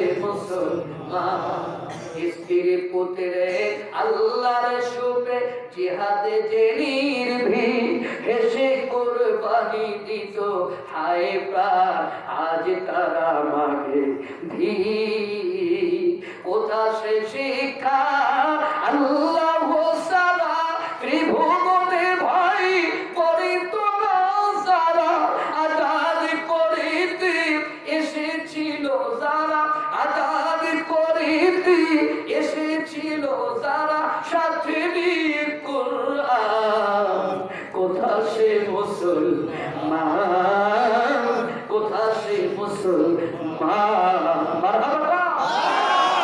মুসলমান কি এখন আর আছে? আমি মুসলমানের একটা সন্ধি বিচ্ছেদ করছি ভাই, যদি না মারেন তাইলে বলি মারবেন না তো, এর ভিতরে সব মুসলমান করবে না, কিন্তু কিছু কিছু মুসলমান করবে। মুসলমানের সন্ধি বিচ্ছেদ করছি মোস হোল আর মান, মোস প্লাস হোল প্লাস মান, মুসলমানের মোস আর হোল আছে, মান নাই। কি নাই বলেন তো? মোস আর হোল আছে, মান নাই। আমার কথাটা একটু বাড়িতে গিয়ে শুয়ে শুয়ে চিন্তা করবেন, দেখবেন যে আমার কথাটা কত বাস্তব। আমাদের সেই মান আর আজকে সম্মানিত ভাই আমার, আল্লাহর নবী সৈন্যদের নিয়ে দাঁড়িয়ে আছে, হ্যাঁ, ছোট ছোট দুইটা বালক তারা জিহাদের মাঠের অনুমতি নিল। আব্দুর রহমান বিন আওফ বলেন যে আমি দেখলাম যে আমার দুই পাশে ছোট্ট ছোট্ট দুইটা বালক এসে দাঁড়ালো, আমি কষ্ট বোধ করতেছিলাম যে এদেরকে জিহাদের মাঠের অনুমতি দিল কে। ওরা আমার কাছে এসে বলতেছে চাচা যান আপনি কি আবু জাহেলের চেনেন? আমরা মদিনার আনসারের ছেলে, আমরা চিনি না, আপনি চেনেন? ও কি করবা? আমরা শুনেছি এই বেটা নাকি আমার নবীরে সবচেয়ে বেশি কষ্ট দিয়েছে, আজকে সিদ্ধান্ত নিছি ওকে না মেরে আজকে বাড়ি যাবো না। তাহলে আপনার রসুলের ভালোবাসা হলো হালুয়া রুটি দিয়া, আপনার আমার ভালোবাসা হলো জিলাপি আর বাতাসা দিয়া, ইয়ার নামি সালাম আলাইকা দে জিলাপি, হ্যাঁ, আর তাদের ভালোবাসা হলো রক্ত দিয়ে জীবন দিয়ে। কথা বলেন কি দিয়ে? রক্ত দিয়ে জীবন দিয়ে। আর আমার ভালোবাসা হলো বাতাসা দিয়ে জিলাপি দিয়া। এই হলো আমার ভালোবাসা। ইয়া নবী সালাম আলাইকা বলে চোখ দিয়ে পানি ঝরঝর করে পড়তেছে। রাসূলকে গালি দিলে আপনার গায়ে লাগে না, আল্লাহরে গালি দিলে আপনার গায়ে লাগে। আপনি তো মুনাফিক। মাথায় বড় পাগড়ি পরে তাসবির মালা হাতে ধরে মনে মনে ভাবছো তুমি হয়ে গেছো ওলি, তুমি হয়ে গেছো ওলি। বাবারে মাথায় বড় পাগড়ি পরে তাসবির মালা হাতে ধরে মনে মনে ভাবছো তুমি হয়ে গেছো ওলি, তুমি হয়ে গেছো ওলি। পাশানে হৃদয় কাঁদে না তোর, আমার আল্লাহর দিলে গালি, আমার নবীর দিলে গালি। ওরে মুনাফিকি জিন্দেগি তোর উপরেতে অন্তর ভরা, পড়বি একদিন ধরা, তুই পড়বি একদিন ধরা, ঠিক কিনা বলে? বন্ধু আমার আব্দুর রহমান বিন আওফ বলেন, আমি হাতে আঙ্গুলের ইশারা দিলাম, ওই যে দেখো আবু জেহেল। আমি লক্ষ্য করলাম ওরা বাস পাখির মতো ক্ষিপ্রতা নিয়ে আবু জেহেলের কাছে গেল। আবু জেহেল তরবারি চালায়, ওরাও তরবারি চালায়। একটা ছেলে বাম হাতের ভিতরে তরবারির কোপ লাগলো, কোপ লেগে বাম হাতটা কেটে দৌড়ের সাথে হাতটা ঝুলতেছে। এই ঝোলা হাত নিয়ে তারা আবু জেহেলের সাথে যুদ্ধ করতে বড় কষ্ট হচ্ছে। আমি লক্ষ্য করে দেখলাম ওই ছেলেটা নিজের কাটা হাতকে বাম পায়ের ভিতরে ফেলে দিয়া আল্লাহু আকবার বলে একটা টান মেরে হাত ছিঁড়ে ফেলে দিল। আর ডান হাত দিয়া তরবারি চালাইয়া আবু জেহেলকে আঘাত করলো। আবু জেহেল এক আঘাতে মাটির উপর পড়ে গেল। আবু জেহেলের আর কোনো খবর থাকলো না। যুদ্ধ শেষ হয়ে গেল। আল্লাহর নবী বলেন, আমার সাহাবীরা, আমি তো সবার খবর পাইলাম, আবু জেহেলের খবর পাইলাম না। ব্যাপারটা কি? আব্দুল্লাহ ইবনে মাসউদ বলেন, একটা দৌড় দিলাম, অনেকগুলো লাশের ভিতরে থেকে আবু জেহেলকে আমি খুঁজে বের করলাম। খুঁজে বের করে আমি তার বুকের উপর হাঁটতে দেখলাম, তার নিঃশ্বাস আছে, এখনো সে মরে নাই। আমি তার হুঁশ ফেরানোর জন্য তার দাড়ি ধরে টান দিলাম, আর সাথে সাথে আবু জেহেলের হুঁশ ফিরে আসলো। তার মানে বোঝা যায় আবু জেহেলেরও দাড়ি ছিল। আবু জেহেলেরও দাড়ি ছিল, অথচ তার দাড়ি তারে জান্নাতে দিতে পারলো না। আর আজকে দাড়ি ফিতা ধরে পেটে বেরোচ্ছে, কার দাড়ি কত ইমান দেখলো না। ও দাড়ি ধরে কাম দিলাম, হুঁশ ফিরে আসলো। হুঁশ ফিরে আসার পরে আমি ওরে বললাম, কি রে আল্লাহর দুশমন, আল্লাহ কি করে শাস্তি দিতে পারছে? হুঙ্কার ছেড়ে বলল, আমি তো সেই বীর, সেই বীর থেকে বড় বীর আর মক্কায় একটাও না। আমি তার কালিমার দাওয়াত দিলাম, অনেক বুঝালাম। এক সময় মনে হলো সে কালিমা পড়বে। হঠাৎ করে আমাদের বললো, দেখ আজকে এমন এমন স্বর্ণ দেখলাম এই ময়দানে, যাদেরকে আমি জীবনেও দেখি নাই, না মক্কাতে না মদিনা। এরা কারা? আব্দুল্লাহ ইবনে মাসউদ হলো আল্লাহর ফেরেশতা, আমাদের সহযোগিতা করতে আসছিল। আবু জেহেল কয়, তাই আর আমি কালিমা পড়বো না। জানো ওই এখন যদি আমি কালিমা পড়ি, গোটা পৃথিবীর মানুষ এটা শুনলে মনে করবে আমি ভয় পাইছি। আর যদি আমি 2 নম্বর কারণ হলো, আমি যদি কালিমা না পড়ি, গোটা পৃথিবীর মানুষ এটা বুঝবে আমি আল্লাহর সাথে যুদ্ধ করে পড়ছি, আমি তো বড়। ও মনে করলো এই ছোট ছোট 2টা বালক হলো ফেরেশতা, এই 2টা হলো ফেরেশতা। কিন্তু ও জানতো না এই 2টা ফেরেশতা না, এই 2টা হলো আফরাদ, 2টা ছোট ছোট ছেলে, এদের নাম মাস এবং মুআজ। আবু জেহেল শেষ। এখানে বলেন আবু জেহেলের লাশটা আব্দুল্লাহ ইবনে মাসউদ বলেন কেটে বিশ্বনবীর কাছে আনলাম। বিশ্বনবী লাশের মাথার ভিতরে, চুলের ভিতরে হাত দিয়া একটা কূপের ভিতর ফেলে দিয়ে বলল, হাযা ফিরআউন ওয়া হাযিহিল উম্মাহ, এটা হলো এই উম্মতের ফেরাউন। মুসলমানেরা, এখানে আল্লাহ নবীর সহযোগিতা করছে কে? আল্লাহ। আসতে করে কে? আল্লাহ। আছে কে করেছে? আল্লাহ। তাহলে রিসালাতের দায়িত্ব পালনের জন্য সহযোগিতা দরকার কার? আল্লাহ। আর একটা উদাহরণ দিয়ে আবার আলোচনা ফিরে আসবো। আমি তো আমার আলোচনার ভিতরেই আছি, ঠিক না? হযরত ইব্রাহিম আলাইহিস সালামকে আগুনের ভিতর ফেলা হচ্ছে। অপরাধ কি? ইব্রাহিম মূর্তি ভেঙেছে। অপরাধ কি বলেন তো? মূর্তি ভেঙেছে। ইব্রাহিম আলাইহিস সালামকে আগুনের ভিতর ফেলার জন্য 40 দিন আগে থেকে নমরুদ আপনার আগুন জ্বালাচ্ছে। 40 দিন আগে থেকে প্রচন্ড আগুন, সে আগুনের 300 হাতের কাছে যাওয়া যাচ্ছে না। একটা ব্যাঙ আগুনের দিকে যাচ্ছে। পাবলিক বলে, তুমি কোথায় যাও? ব্যাঙ বলে, আমি এক ফোঁটা পিশাব করবো আগুনের দিকে। পাবলিক বলে, তুমি তো পুড়ে মরবা, এখানে তো মানুষ দাঁড়িয়ে পারতেছে না, তুমি কেমনে যাবা? আর তোমার পিশাবে আগুনের তো কিছুই হবে না। ব্যাঙ বলল, আল্লাহর বান্দা শোনো, আমি জানি আমার পিশাবে আগুন নেবে না, কিন্তু আমি এক ফোঁটা পিশাব করে প্রমাণ করে দিতে চাই আমি নমরুদের দলে না, আমি আল্লাহর দলে আছি। আল্লাহ রাব্বুল আলামিন এর থেকে গোটা পৃথিবীর মানুষকে জানায় দিলেন, ব্যাঙ মারা যাবে না, ব্যাঙ মারা যাবে না, যাবে না, ব্যাঙ মারা যাবে না। হযরত ইব্রাহিম আলাইহিস সালামকে আগুনে ফেলা যাচ্ছে না, আমাদের কাছে যাওয়াই যাচ্ছে না, কেমনে ফেলবে? শয়তান এসে পরামর্শ দিল, একটা সরব গাছ বানাও। সরব গাছ চেনেন? চেনেন না তো? চেনেন? কি চেনেন? অনেক বড় করে বানায়। না না, ওইটার নাম হলো নাগরকুলা। ওইটা উপরে 5-7 জন বসে আর একজনে ধাক্কায়। এইটা যদি সরব গাছ হইতো তাহলে তো আমরা মিলবো, কারণ আগুনের 300 হাতের কাছে যাওয়া যাচ্ছে না। 300 হাত তুলে মূল আগুন, এই 300 হাত তুলে ইব্রাহিমের ফেলাইতে হবে। তো ওইটা দিয়ে কেমনে ইব্রাহিমের ফেলায়? চরম গাছ কেমন আমি আপনাদের বুঝাই। আমাদের ছোট ছোট বাচ্চারা গাছে রশি বেঁধে দোল খেলে না? কথা বল, খেলে না? একটা তক্তা বাঁধে, তক্তা বেঁধে একজনে বসে আর 3 জনে ধাক্কায়। আচ্ছা, যেইটারে বসাইছে এইটার যদি হাত পাও বেঁধে জোরে ধাক্কা দিয়ে ছেড়ে দেয়, ওইটা পাখির মতো উড়ে যাবে কিনা? এটাই সরব গাছ। ইব্রাহিম আলাইহিস সালামকে ওই 300 হাত দূরে ফেলানোর জন্য বড় বড় 2টা টাওয়ার বানানো হলো, বড় বড় 2টা খাম্বা বানানো হলো আগুনের পাশে। খাম্বা থেকে রশি কেটে একটা তক্তা বাঁধা হলো। একটু আওয়াজ লাগবে ভাই, হালকা একটু আওয়াজ বাড়াতে। এটা 250 তো 250 না?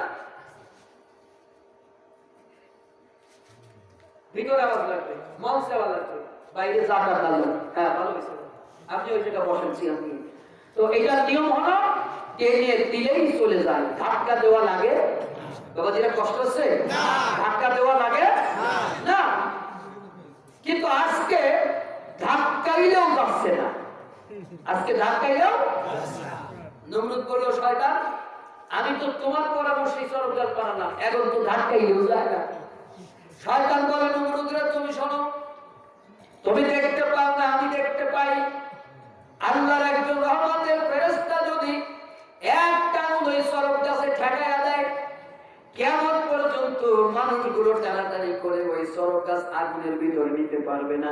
সুবহানাল্লাহ। করে দেখলাম, একজন নয়, 2 জন নয়, 70,000 রহমতের ফেরেশতা ওই সরব গাছ টেনে ধরে আছে। সরব গাছ আগুনের ভিতরে দেওয়া যাবে না।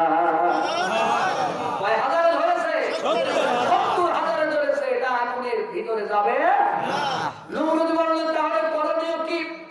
শয়তান বলল, এখানে 70 জন যুবক যুবতী জেনা করেন। আপনারা ইতিহাস পর্যালোচনা করে দেখবেন, এই পৃথিবীতে কোন আল্লাহওয়ালা মানুষকে যখনই কেউ মারছে, তার আগে নর্তকীদের কাছে মদ দিয়া তাদের রাস্তায় নামায়া দিয়েছে, ওখানে জিনা করাইছে। পৃথিবীর সকল ইতিহাস ঘাটে দেখবেন।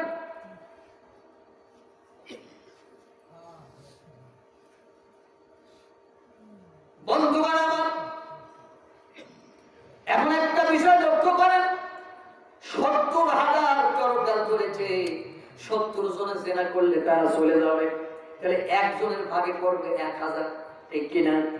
তাহলে একটা অঙ্ক করা যায়, 70 জনে জেনা করলে 70,000 যাবে, একজনে জেনা করলে 1000 যাবে, তাহলে 10 লাখ নারী পুরুষ জেনা করলে কত ফেরেশতা ওই দেশ থেকে চলে যাবে? আমার বাংলাদেশে বর্তমান আনুমানিক 10 লক্ষ নারী পুরুষ প্রতিদিন জেনা করে কি করে না? 10 লক্ষ নারী পুরুষ যদি কোন দেশের উপর জেনা করে, ওই দেশে তো আল্লাহর রহমতের ফেরেশতা থাকার কথা। এর বাস্তবতা, ইলিশ মাছ আগে যেমন স্বাদ ছিল, একটা ইলিশ মাছ তরকারির ভিতর দিকে 3 বাড়ি থেকে দূর থেকে স্বাদ পাওয়া যাইত, এখন আপনি তরকারির ভিতর নাক ডুবাইয়া দিলেও স্বাদ পাবেন না। আল্লাহর রহমত আছে না গেছে? আমগুলো যেমন সবিষ্ট হতো, ফরমালিন ছাড়া আমাদের মুরব্বীরা খাইতো, এখন কি আমার সেরকম আছে? আপেল গুলো খাবেন শুধু ফরমালিন আর ফরমালিন, মাছগুলো খাবেন ফরমালিন আর ফরমালিন, ছেলে মেয়ে হচ্ছে এখন ফরমালিন যুক্ত ছেলে মেয়ে। আল্লাহর রহমত আছে না গেছে? এর কারণ কি জানেন? দেশের ভিতরে সুদ করার সংখ্যা বেড়ে যাচ্ছে। আগে একটা গ্রামে 7 জন সুদ করার নাম পাওয়া যাইত না, এখন এমন গ্রাম আছে এক নিঃশ্বাসে আপনি 70 জন সুদ করার নাম লিখে দিতে পারবেন। কিন্তু আপনাদের এলাকায় সুদ করে নাই, আছে? এইজন্য দেখবেন আমাদের তো আল্লাহর দরবারে কবুল হচ্ছে না। আগে বৃষ্টি হতো না, আমাদের মুরব্বীরা বৃষ্টির জন্য ইস্তেসকার নামাজ পড়তো। কিসের নামাজ? বৃষ্টি হতো না? হতো কিনা দেখছেন কিনা? আমি নিজে দেখছি 1998 সালে। এখন আপনি বৃষ্টি না হলে স্টেজকে নামাজ পড়াবেন, বৃষ্টি যদি এখন হওয়ার কথা ছিল 3 মাস সরে যাবে। কোথায় আল্লাহ, কোথায় গো রাসূল, কিছুই তো করে না রে কবুল, ঠিক কি না? কেন কবুল হচ্ছে না? বলে শুধু চলছে ঘুষ চলছে, বেপরদাতে নারীও চলছে। কয়টা হলো? ঘরে ঘরে চলছে টিভি, সদাই দেখে ওরা হিন্দি ছবি, চলে কিনা? মসজিদে দেখতে চায় না গো তারা, নবী গো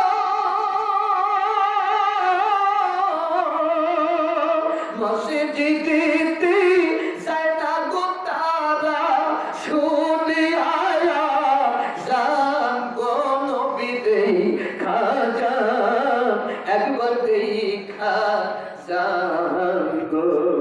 আমার নবী আসবে না জানি, কিন্তু আমার নবী যদি কোনো কারণে এই বাংলাদেশে আসে, বাংলাদেশের মুসলমানদের চরিত্র বর্তমান, এই চরিত্র এসে যদি আমার নবী দেখে, আমার নবী খুশি হবে না বেজার হবে?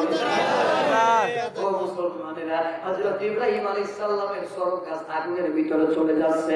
জিবরাইল এসে বলে, ইব্রাহিম রে, তুমি যদি চাও আমি তোমার হাত ধরে আকাশের ভিতর উঠাই নিয়ে যাই, তুমি যদি চাও আমি পানি এনে লোহিত সাগর থেকে পানি এনে আগুনের কুণ্ডলীটা ভাসায় দেই, তুমি যদি চাও পাখার পানি দিয়া আগুনটা নিভাইয়া দেই। আমরা হলে বলতাম এত কথা বলো কেন? তাড়াতাড়ি বলতাম না? হযরত ইব্রাহিম আলাইহিস সালাম বললেন, তুমি কে? তোমার তো চিনলাম না। জিবরাইল বলতেছেন, আমি তোমার আল্লাহর গোলাম, আমার নাম হলো জিবরাইল। হযরত ইব্রাহিম আলাইহিস সালাম বলেন, জিবরাইল তুমি আমার আল্লাহর গোলাম হইয়া যদি তোমার এত ক্ষমতা হয়, তুমি পাকার পানি দিয়া যদি আগুনটা নিভাই দিতে পারো, তুমি যদি লোহিত সাগর থেকে পানি এনে আগুনের কুণ্ডলী ভাসায় দিতে পারো, তুমি যদি পাকার পানি দিয়া আমার হাত ধরে টেনে উপর উঠাই নিতে পারো, তোমার যদি এত ক্ষমতা হয়, তুমি আমার আল্লাহর গোলাম, তাহলে আমি দেখতে চাই আমার আল্লাহর ক্ষমতা কত। মূর্তি ভাঙার কারণে আমার আল্লাহ যদি আমি আগুনে গেলে খুশি হয়, একবার দুইবার না, আমি ইব্রাহিম হাজার হাজার বার আগুনে যাইতে রাজি আছি।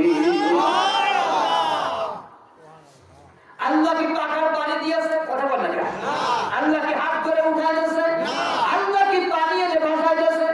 আল্লাহ একটা মেসেজ আগুনের কাছে সেন্ড করে দিলেন, কুলনা ইয়া নারু কুনি বারদাও ওয়া সালামান আলা ইব্রাহিম, আগুন তুমি ঠান্ডা হয়ে যাও, আরামদায়ক হয়ে যাও আমার ইব্রাহিমের জন্য। ইব্রাহিমকে আগুনে পোড়াইতে পারে না। উপর থেকে আগুনের উপরে বসেছিল ইব্রাহিম, কেমনে পড়ে এটা দেখবে। ইব্রাহিম যখন আগুনের ভিতর পড়লো না, আগুনের ভিতর খেলা করতেছে, আগুনের কাছে এসে বলে, আগুন রে, তোর কি ক্ষমতা নাই? তোর কি পাওয়ার হারাই ফেলেছি? একটা ছেলে ইব্রাহিমের জ্বালাইতে পারলি না। তখন আগুন বলতেছে, আয় খেলা হবে, আয় খেলা হবে, ওই বাজে খেলা। আসছে না? কথা কই না? আল্লাহর সাথে খেলা খেলতে আসছে না? যেমন বললো তোমার আল্লাহর সাথে যুদ্ধ করব, আল্লাহ কয় বাজে খেলে, আর তোর সাথে যুদ্ধ করার জন্য আমি মশা পাঠালাম। কি পাঠালাম? মশা পাঠালাম, একটা ঠ্যাং ভাঙা চোখ কানা মশা।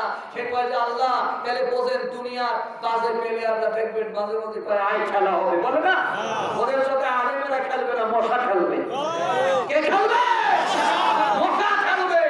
চোখ কানা ঠ্যাং ভাঙা মশা। হ্যাঁ, একটা মশা কয় যে আল্লাহ, আমার তো খেয়ে কাম নাই, আমার একটু কাম দাও। আল্লাহ কয় না, কি ঢুকে ওদের কাম না। কথা বল, কি কর? আল্লাহর খেলা বুঝবার ক্ষমতা এই পৃথিবীতে কারো আছে না। বাস মশা নাকের ভিতরে গিয়া, মাথার ভিতরে গিয়া শুধু কামড়ায়, আর হাত দিয়া মারলে ব্যথা লাগে। কতক্ষণ হাত দিয়া মারে?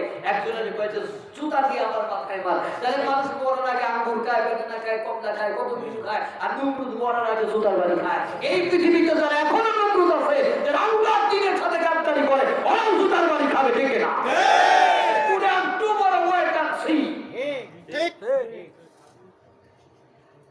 সম্মানিত ভাইরা, এখানে ইব্রাহিমকে সহযোগিতা করেছে কে?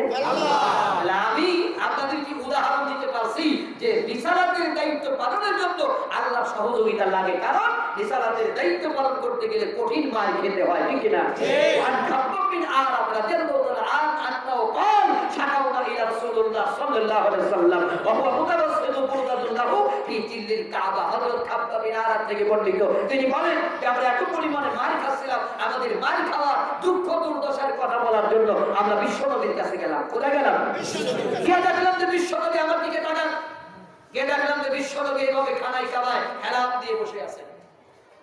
আমরা কাছে গিয়ে বললাম আলা তাস্তাগফিরু লানা আলা তাদউল্লাহু লানা ইয়া রাসূলুল্লাহ, হে আল্লাহর রাসূল, মার খেতে খেতে শেষ হয়ে গেলাম, আপনি কি আমাদের জন্য একটু দোয়া করবেন না?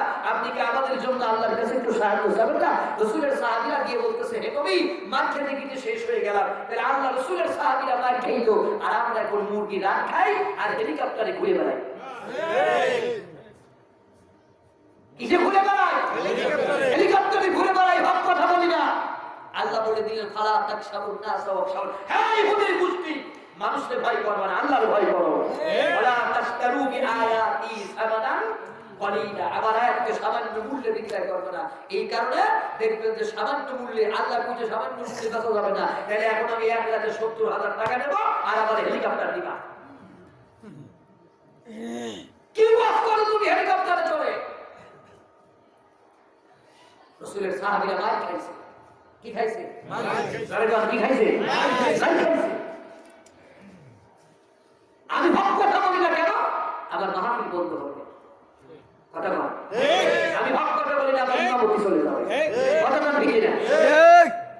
আমি হক কথা বলি না, আমার চাকরি চলে যাবে। আল্লাহ বলে দিলেন সামান্য মূল্যে আমার কোরআনকে কবুল করতেছো। ওই যে তুমি 70,000 টাকা পাও, ওটা জান্নাতের তুলনায় কিছুই না। ওই যে তুমি 10,000 টাকা পাও ওয়াজ করে, জান্নাতের তুলনায় কিছুই না। তুমি 20,000 টাকা পাও মসজিদে, জান্নাতের তুলনায় কিছুই না। তুমি আমার কোরআনকে কবুল করতেছো। উলাইকা ইয়াকুলুনা ফি বুতুনিহিম ইল্লান নার, তুমি যা ইনকাম করে করে খাচ্ছো ওগুলো সব জাহান্নামের আগুন। ওয়ালা ইউকাল্লিমুহুমুল্লাহু ইয়াওমাল কিয়ামা, আই মুনাফিক, আল্লাহ তোর সাথে কিয়ামতের মাঠে কথা বলবে না। আরো ঠিক আছে কেন? জোরে কর। ওয়ালা ইউজাক্কিহিম, আল্লাহ তোমার গুনাহ মাফ করবে না। ওয়ালা হুম আযাবুন আলীম, তোমার জন্য রয়েছে জাহান্নামের কঠিন শাস্তি, তুমি হক কথা না বলার কারণে। ঠিক কিতাবিয়া এত বড় বড় মুরগি রাত খায়, খাইয়া বুড়ি দেওয়া মুরগিটা বানাইছে। এই যে কয়দিন আগে একটা মরছে, হ্যাঁ, বুড়ি দিয়ে এত মুরগিটা বানাইছে, তারে দেখলে মনে হইতো যে বুড়ির ভিতরে 40টি কুমড়া আছে।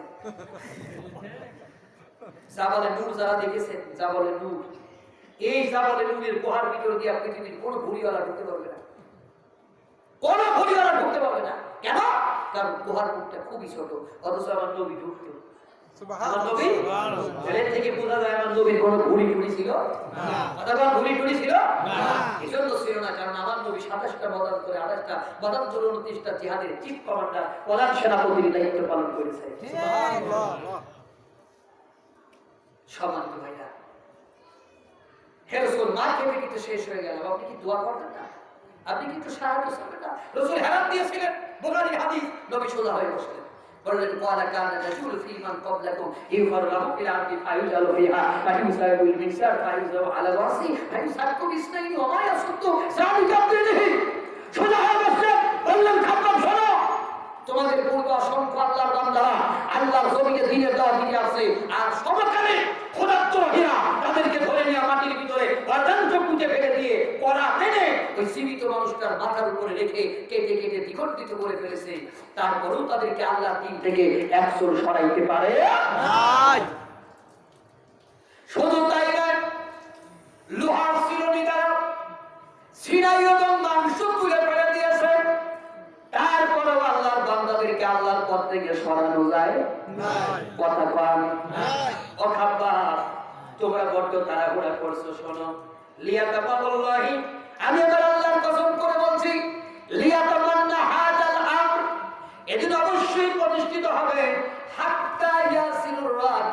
সাদআই ইলা হাজরামাউত লা ইয়াখাফু ইল্লাল্লাহ। সেদিন বেশি দূরে নয় যেদিন ইয়ামিনের রাজধানী সামহা থেকে শুরু করে সৌদি আরবের হাজরামাউত পর্যন্ত তাদের ধনাঢ্য ব্যক্তিরা আর সুন্দরী নারীরা তাদের রূপ যৌবন নিয়ে একাকিনী অথবা দলবদ্ধভাবে আসা যাওয়া করবে, লা ইয়াখাফু ইল্লাল্লাহ। তাদের তেলের ভিতরে আল্লাহ ছাড়া আর কারো ভয় থাকবে না।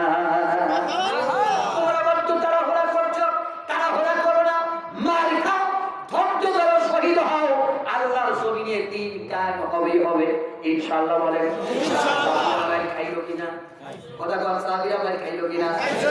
আপনার স্যার উইলিয়াম মুর ইসলাম বিদ্বেষী একজন লেখক। ইসলামের পক্ষে তিনি লিখতেই চাইতেন না, ইসলামের বিপক্ষের একজন মানুষ। তিনি আবার নবীর প্রশংসা করার জন্য একটা ইতিহাস লেখলেন। এই বইটার নাম লাইফ অফ মুহাম্মদ সাল্লাল্লাহু আলাইহি ওয়াসাল্লাম। তিনি এই বইয়ের ভিতরে লিখেছেন the perspective was of importance in the history of Islam in কনভিন the Quran sincerely the solution of the conversion problem register go and any hardship that absurd the faith of Muhammad sallallahu alaihi wasallam. Sir William Moore লিখতেছেন ইসলামের প্রাথমিক যুগে মুসলমানেরা এত পরিমাণে মার খাচ্ছিল, তাদের মার খাওয়া থেকে কুরাইশরা এটা বুঝে নিতে বাধ্য হলো মুসলমানেরা মার খেতে খেতে জীবন দেবে, রক্ত দেবে, মরে যাবে, তারপরেও তারা মুহাম্মাদের দিন থেকে এক চুল পরিমাণ সরে দাঁড়াবে না।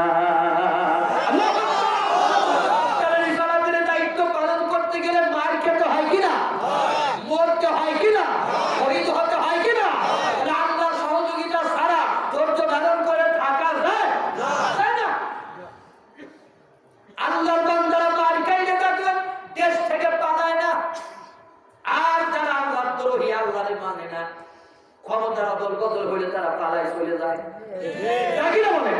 কিন্তু আল্লাহর বান্দারা দেশ ছাড়ে না। মার খাওয়াটা তাদের নেশা এবং পেশায় পরিণত হয়ে যায়।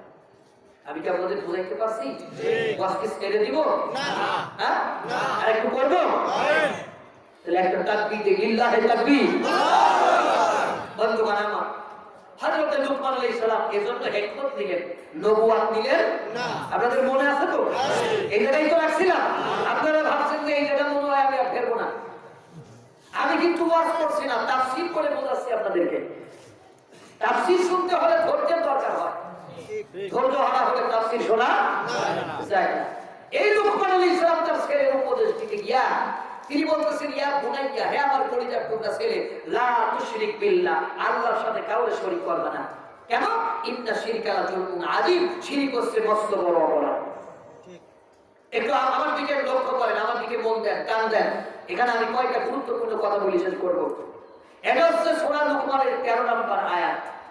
ঠিক 14 নম্বর আয়াতে আল্লাহ বলে দিয়েছেন, আওয়াসাইনাল ইনসানা বিওয়ালিদাইহি, আল্লাহ দুনিয়ার সমস্ত সন্তানদের হুকুম দিলেন মাতা-পিতার খেদমত করো। সুবহানাল্লাহ, আসতে না জোরে সুবহানাল্লাহ। এখানে মজার বিষয়টা কি বুঝবেন না আপনারা? আলেমেরা যারা তারা কিন্তু বুঝে গেছে, আপনারা বোঝেন। 13 নম্বর আয়াতে লুকমান তার ছেলেকে আল্লাহর সাথে পরিচয় করায় দিলেন, আর 14 নম্বর আয়াতে আল্লাহ সন্তানদেরকে মাতা-পিতার সাথে পরিচয় করে দিলেন। তার মানে কি? তার মানে হলো, হে লুকমান, তুমি তোমার সন্তানকে আমি আল্লাহর সাথে পরিচয় করে দিয়েছো। আমি আল্লাহ এত খুশি হয়েছি যে আমি তোমার সন্তানকে তোমার সাথে পরিচয় করে দিলাম। সুবহানাল্লাহ। এর মানে হলো, ও ভাইরা, এর মানে হলো আপনার কাজ আপনি আপনার সন্তানকে জায়নামাজে দাঁড় করায় দেবেন, আর আল্লাহর কাজ আপনার সন্তানকে আপনার খেদমতের জন্য প্রস্তুত করে দেবেন। সুবহানাল্লাহ। আপনি আপনার সন্তানকে জায়নামাজে দাঁড় করাবেন না, আল্লাহ আপনার সন্তানকে দিয়া আপনার খেদমত করাবে না। আপনার কাজ কি? কথা বলেন, কথা বলেন। আপনার কাজ কি? সন্তানকে জায়নামাজে দাঁড় করাবেন। কিন্তু কেমনে? 25 বছরের ছেলেরা আপনি জোর করে জায়নামাজে দাঁড় করাতে পারবেন না? আপনার মা খায় মুখ দিয়া বাড়ি মেরে আপনার মাথা ফাটা গেল। আপনি কি করবেন? কাজটা হলো ছোট। আল্লাহ রাসূল বলেছেন, তোমরা মাঝে মাঝে একটু ঘরে নামাজ পড়বা। কোথায় নামাজ পড়বা? ঘরে। কোন নামাজ? সুন্নাত। সুন্নাত না, নফল। কোন নামাজ? নফল। কেন পড়বেন? তা কি জানেন? শিক্ষা দেওয়ার জন্য। এটা তো জানেন না, জানলেও তো মানেন না। আপনি ঘরের ভিতরে আমাদের ছোট ছোট বাচ্চাদেরকে মসজিদে ঢুকতে দেয় না। মসজিদের ভিতরে ঢুকলে তাদেরকে দূর দূর করে তাড়ায় দেয়। ভুল কই না ঠিক কই? কেন? নামাজ নষ্ট হবে। আপনার নামাজ এত সস্তা, আপনার নামাজ নষ্ট হয় বাচ্চার কারণে। আমার নবী নামাজ পড়তেছে মসজিদে নববীতে, হাসান আর হুসাইন আমার নবীর পিঠের উপর চলেছে। নবী মাথা উঠাইতে পারে না, কারণ মাথা উঠাইলে যদি হাসান হুসাইন পিঠ থেকে পড়ে গিয়ে ব্যথা পায়, নবী আমার মাথা উঠাইতে পারে না। জিবরাইল নবীর কাছে আসলেন, কানের কাছে মুখটা লাগাইয়া আস্তে করে বললেন, নবী তাড়াহুড়া করে মাথা উঠাবেন না, আপনি আরো একটু বেশিক্ষণ এইভাবে থাকেন।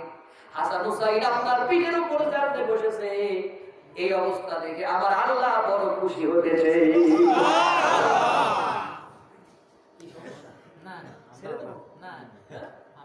আমার আল্লাহ বড় খুশি হচ্ছে এই অবস্থা দেখে। আর আমার চাচার নাকি বাচ্চা মসজিদে গেলে নামাজ নষ্ট হয়। ও চাচা, আপনার কেমন নামাজ গো? আপনি নামাজের ভিতর সূরা পড়তেছেন, ইওয়াসু কোসু ফি সুদুরিন নাস। বোঝেন নাই? বুঝেছেন? চাচা নামাজ পড়তেছে, ইওয়াসু কোসু ফি, চাচার নামাজ নষ্ট হলো না। চাচার নামাজ আলামু তারা কাফি ফালা রাব্বুকা বিআসহাবিল ফিল। চাচার নামাজ নষ্ট হলো না। চাচার নামাজ নষ্ট হলো বাচ্চা দেওয়ার কারণে।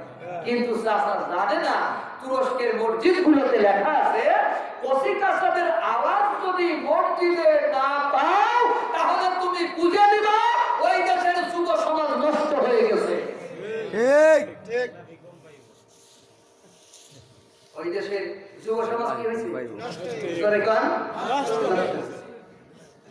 ওই দেশের যুব সমাজ আর যুবক নাই, ওরা হয়েছে নষ্ট, দুশ্চরিত্র, লম্পট, ধর্ষণকারী। ভুল কই না ঠিক কই? আরো জোরে। বন্ধুগণ আমার, কেমনে আপনি আমাদের সন্তানকে দাঁড়া করাবে? শেখ ফরিদ রহমতুল্লাহ আলাইহির মা ফরিদকে বলে, বাবা একটু নামাজ পড়ো। নামাজ পড়লে কি হয়? নামাজ পড়লে তুমি মিষ্টি পাবা। এটা কোরআন হাদিসে নাই, কিন্তু এই গল্পটা তো আপনি যদি রূপক গল্প ধরেন, এই গল্পের বাস্তবতা আছে। বাস্তবতা আমি এখনই দেব। আমাদের জেনারেল শাহ, তিনি যখন ক্ষমতায় আসলেন, তিনি স্কুলে ছাতু আর বিস্কুট দিতেন। দিতেন না? খাইছেন না? এই যে পেলে আর একটা পাইছে। বাবাজি আমার সাক্ষী দেবেন আপনি এখন এই ছেলেদের বোঝার জন্য। ছাতু বিস্কুট দেওয়ার আগে স্কুলে ছাত্র কম ছিল না বেশি ছিল? কম। ছাতু দেওয়ার পরে বেশি হলো না কম হলো? বেশি। আচ্ছা, এই ছাতু আর বিস্কুট খাইয়া সবাই কি শুধু গারোয়ান হয়েছে না ডিসিএসপি সচিব হয়েছে? হয়েছে না? মসজিদে যদি একটু বাতাসা দিয়া যায়, জিলাপি দিয়া যায়, মসজিদের ছেলেরা কম আসে না বেশি আসে? বেশি। এটা নাকি বেদা, এটা দেওয়া যাবে না, এটা দেয়া কি? ওর কাছে শুনবেন যে তোমার বাপ ঠিক আছে তো, তোমার মা ঠিক আছে, তারা তো এখনো বেদা হয় নাই। ওরা আসলে ইতিহাস জানে নাই, ও হলো মূর্খ। আপনাদের ঘরে যদি দলিল থাকে, অনেক পুরাতন দলিল, আমি কোনো হিন্দু বিদ্বেষী কথা বলতেছি না, আমি সম্প্রীতির একজন মানুষ, যদি থাকে আপনার বাচ্চাদের দলিল একটু বের করে রাখবেন। ব্রিটিশ আমলের দলিলের ভিতরে শ্রী শ্রী মোহাম্মদ আলী, শ্রী শ্রী আবু বকর আছে না? আছে না? এই দেশের মুসলমানরা ধুতি পরত। কি পরত? ধুতি। সরস্বতী পূজার দিনে কাপড় কাচতো না, কেন? মার মুখে খারাপ লাগবে, কাপড় কাচতো না মুসলমানেরা। কাশী পূজা তো আমি নিজে দেখছি মুসলমানদের করতে। আশ্বিন মাস যাওয়ার দিন আপনার এই খুঁটির কাছে কিছু তেল, সরিষার তেল, কথা পাচ্ছে লজ্জা পাচ্ছে, সরিষার তেল, হলুদ আর হলে যে নিম পাতা, এগুলো রেখে সারা রাত আমরা কুলে বেরিয়েছি। কি বেরিয়েছি?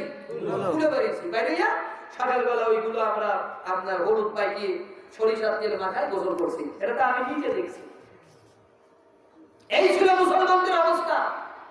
তখন বিভিন্ন প্রান্ত থেকে পীর মাসায় গেরাইবে, তারা জঙ্গল কেটে কেটে মসজিদ বানাইল। মসজিদ বানায় মুসলমান ছেলেদের দাওয়াত দিল, আসলো না। তখন ওরা বড় বড় ব্যাগে ক্ষীর রান্না করে, ওদের টাকায় ক্ষীর রান্না করে ওরা মুসলিম ছেলেদেরকে দাওয়াত করে করে খাওয়াইয়ে তাদের ওযু শিখাইলো, নামাজ শিখাইলো, কত মানুষ আল্লাহর ওলি হইলো। এখন তোমার কাছে বাতাসার জিলাপি বিরাট হয়ে গেল। তুমি ইতিহাস জানো? তখন তুমি কোন জায়গা ছিলে মৌলবী?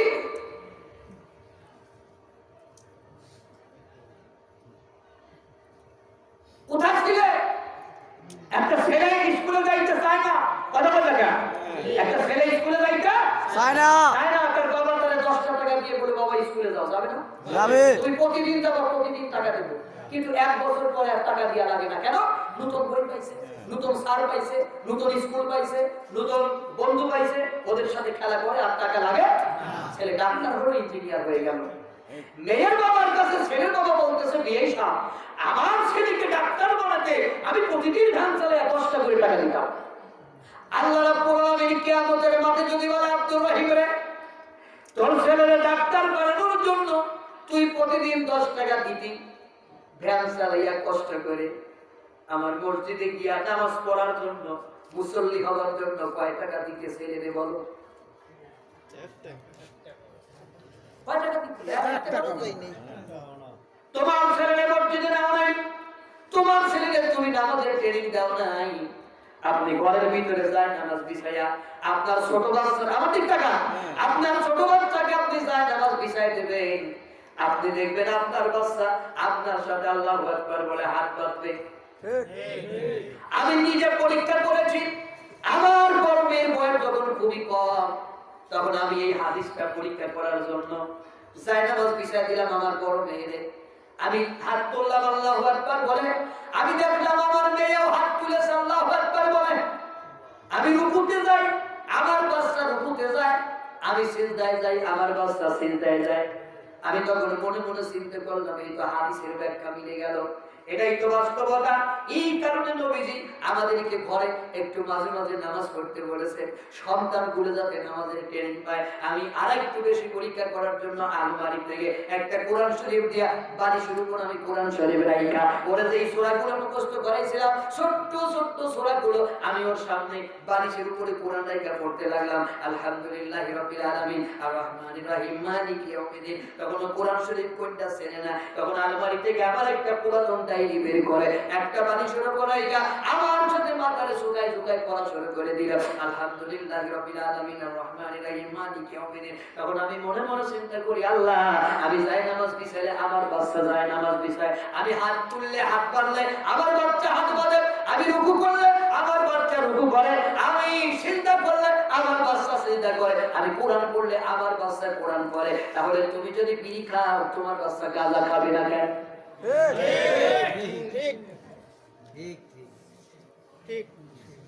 তোমার বাচ্চার গাঁজা খাওয়ার ট্রেনিং তো তুমি হেডমাস্টার দিয়েছো, ঠিক না? ছেলেরা বলেছো, বাবা মেয়াজ আনো, কি আনো?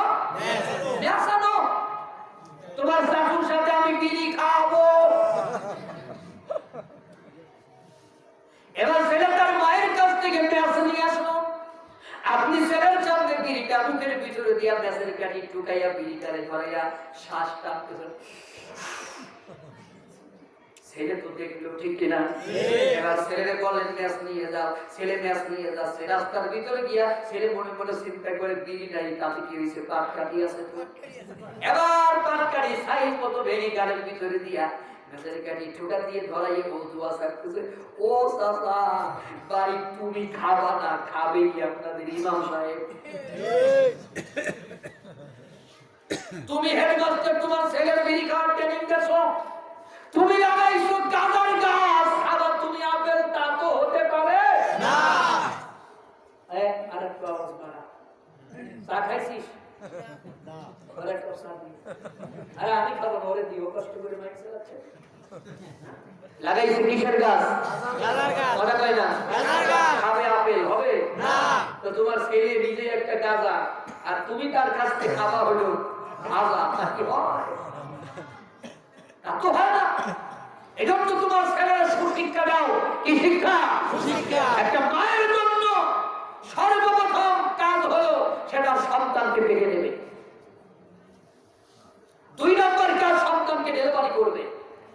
3 নম্বর কাজ সন্তানকে লালন পালন করবে। এই সন্তান এলাকার যখন হবে, বিশ্বনবী বলেছেন সন্তানের এক কানের গোড়ায় আযান দিবা আর এক কানের গোড়ায় আকামত দিবা। কেন? সায়েন্স বলেছে, বিজ্ঞান বলেছে, একটা মা যখন সন্তান ডেলিভারি করে তখন সেই সন্তানের ব্রেন থাকে সাদা কাগজের মতো। এখানে কিছু আছে? কথা বল আছে? এখানে আমি অঙ্ক লিখবো, হবে? আচ্ছা আমি অঙ্ক লিখবো না, ইংরেজি লিখবো, হবে? আচ্ছা আমি ইংরেজি লিখবো না, আমি এখন বাংলা লিখবো, হবে? একটা সন্তান যখন জন্ম নেয় আপনি তাকে আমেরিকায় রেখে আসেন, কি শিখবেন? ইংরেজি। আচ্ছা ওরে আমেরিকায় না, আপনি সৌদি আরব রাখেন, কি শিখবেন? আচ্ছা ওকে আপনি রাখবেন হলো পাকিস্তানে, কি শিখবেন? ওরা আপনি রাখবেন ভারতের বোম্বে, কি শিখবেন? তাহলে একটা সন্তান আর এই কাগজের ভিতরে কোনো পার্থক্য আছে? এটা বিজ্ঞান বলেছে, সায়েন্স বলেছে। আল্লাহ কি বললো সূরা নহলের 78 নম্বর আয়াতে?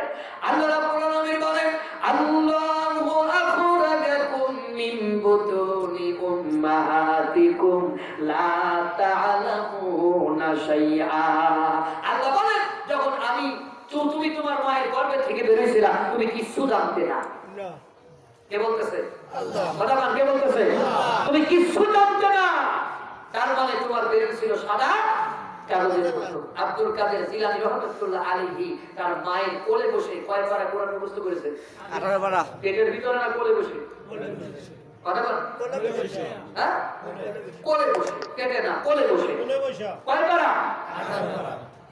আব্দুল কাদের জিলানী তার মায়ের কোলে বসে 18 পারা কোরআন শিখলো। আপনার আব্দুল কাদের কি কিছু শেখে না? কথা বল। শেখে না? আপনার আব্দুল কাদেরও শেখে। কি শেখে জানেন? আব্দুল কাদেরের জন্ম হয়েছে, আব্দুল কাদেরের বাপ আব্দুল কাদেরকে কোলে করে বলতেছে, ও প্রিয়া, ও প্রিয়া তুমি কোথায়? আব্দুল কাদের মুখস্থ করে বলেছে। প্রাইমারিতে পরে পঞ্চম শ্রেণীতে একটা মেয়ের মুখটা ধরে টাপ দিয়ে আব্দুল কাদের কয়, ও প্রিয়া, ও প্রিয়া তুমি কোথায়? সারলা বেগ দিয়া পিটায় কয়, তুই এই রকমের গান প্রত্যেকে শিখতে এত ছোট বয়সে। ও যখন বলে, আমার বাবার মুখে প্রথম যেদিন শুনেছিলাম গান, সেদিন থেকে গানই জীবন, গানই আমার প্রাণ। আমার বাপ আমার কোলে করে বলছিল, ও প্রিয়া, ও প্রিয়া তুমি কোথায়? আমি মুখস্থ করে ফেলেছি। কি কষ্ট হচ্ছে? আব্দুল কাদের জিলানী রাহমাতুল্লাহ আলাইহিকে তার মা তিনটা কথা শেখায় দিলেন বাগদাদে যাওয়ার সময়। কয়টা কথা? আমার ভিতরে কিছু স্বর্ণ মুদ্রা সেলাই করে দিয়ে বলল, আব্দুল কাদের একটা কথা, ডোন্ট টেল লাই, মিথ্যা বলবে না। 2 number, always speak the truth, সব সময় সত্য কথা বলবে। 3 number, lie is a great sin, মিথ্যা হচ্ছে বাবা। এই তিনটা কথা শেখায় দিলেন। আব্দুল কাদের যাচ্ছে, রাস্তার ভিতরে ডাকাতরা ঘেরাও করেছে, চারিদিক থেকে ঘেরাও করে সব মালামাল কেড়ে নিয়ে আব্দুল কাদেরকে বলে, বাবা তোমার কাছে কি আছে? আমাদের কাদের না হলে বলতো আল্লাহর কসম কিচ্ছু না। ঠিক। আব্দুল কাদের জিলানী রাহমাতুল্লাহ আলাইহিকে মা বলেছে মিথ্যা বলা যাবে না। তো বলতেছে আমার কাছে কিছু স্বর্ণ মুদ্রা আছে। কোথায় আছে? কয় আমার জামার ভিতরে। ওরা হাত দিয়া দেখে নাই। কয় তোমার মা মিথ্যাবাদী, তুমি মিথ্যাবাদী। কয় না আমি মিথ্যাবাদী না, আমার মা মিথ্যাবাদী না, আছে, তুমি বের করে দাও। বের করে দিয়েছে, তারা তওবা করেছে। আমরা জীবনে ডাকাতি করব না। আল্লাহর পর আসতে না চলে। আল্লাহু আকবার। আব্দুল কাদের জিলানী আল্লাহর ওলি হয়ে গেল। কথা বল, ঠিক বলো কি না? আর আমাদের আব্দুল কাদেরদের কোলে করে মারা তারা ভাত খাওয়ায় বলে, ভাত খাও না শিয়াল আসতেছে। শিয়াল কোন জায়গা আছে?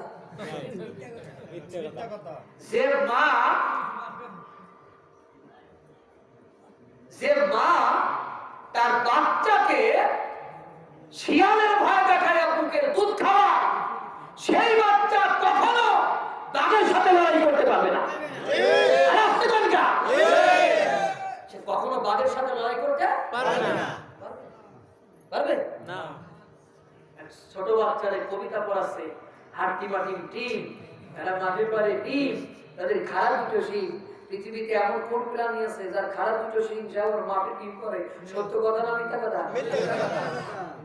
তারপরে কবিতা পড়াচ্ছে, আগুম বাগুম ঘোড়া ডিম সাজে ঢাক ঢোল ঝাঁঝর বাজে বাজতে বাজতে চলল ঢুলি ঢুলি গেল কমলা ফুলির বিয়েটা সূর্যি মামার বিয়েটা সূর্যি মামার বিয়ে কবে হবে না হবে হবে না তো সত্য কথা না মিথ্যা কথা বাকুরাম সাপুরে কোথা যাস বাপুরে আয় বাবা দেখে যা দুটি সাপ রেখে যা যেই সাপের চোখ নাই নাক নাই করে না কো ফুসফাস মারে না কো ঢুলডার পৃথিবীতে এমন সাপ কোন জায়গা আছে যে ফুসফাস ঢুলডার মারে না এটা সত্য কথা না মিথ্যা কথা মিথ্যা কথা কবিরা কোরআন না সবিরা কোরআন জোরে কোন আরো জোরে মিথ্যা কথা বললে মানুষ পড়ি হয় না চোর হয় আমার দেশে চোরের সংখ্যা বেশি না অলির সংখ্যা বেশি চোরের সংখ্যা তাহলে এই কথাগুলো বাস্তব না বাস্তব তাহলে আপনার সন্তানকে আপনি চায় নামাজে দাঁড় করাবেন আপনার সন্তানকে আপনি নামাজি বানাবেন ছোট্ট কালে ট্রেনিং দেবেন আমরা রাজি আছি কি নাই আল্লাহ আমাদের তৌফিক দিন বলেন আমিন লাস্ট একটা কথা বলে যাই একদম শেষ বলবো বলেন আরে স্বার্থ ছাড়া বন্ধু বান্ধবের কাছে আসে না বিনা স্বার্থে দুনিয়ায় কেউ ভালোবাসে না কথা বলে দেখেন স্বার্থ ছাড়া ভালো বাসে শুধু শাশুড়ি মা আপন মা আমি ওয়াজ করি একটু পরে দিচ্ছি আমি লিঙ্ক দিচ্ছি আপনাকে একটু পরে আপনি 10 মিনিট ওয়েট করেন হ্যাঁ স্বার্থ ছাড়া ভালো বাসে শুধু আমার মা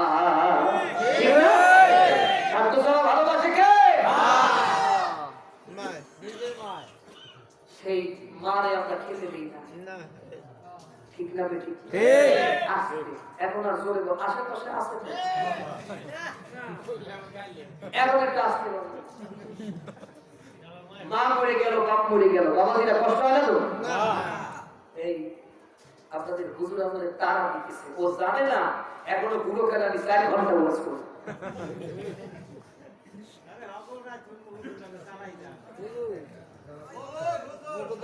না আমার আজকে নিজেরই তারা আছে আমার নিজেরই তারা আছে আজকে বেশি করবো না তবে আপনাদের ভালো লাগে কিনা আলহামদুলিল্লাহ তো কি হলো এই মারে খেতে দেয় না আছে কিনা বাবারে খেতে ওদের জন্য যাওয়ার সময় গানে গানে একটু নসিহত করতে চাই ঠিক গানটা লিখেছে আপনাদের মাদারীপুরের সন্তান শিল্পী নকুল বিশ্বাস তার বাড়ি এই যে আপনাদের পাশে আমি ওনার দাওয়াতে মানে ওনার দাওয়াতে ওনার খরচে ওনার বাড়ির মসজিদে সেই মসজিদ উনি নির্মাণ করেছেন শুনেছেন তো আপনারা ওই মসজিদে আমি 3বার ওয়াজ করে গেছি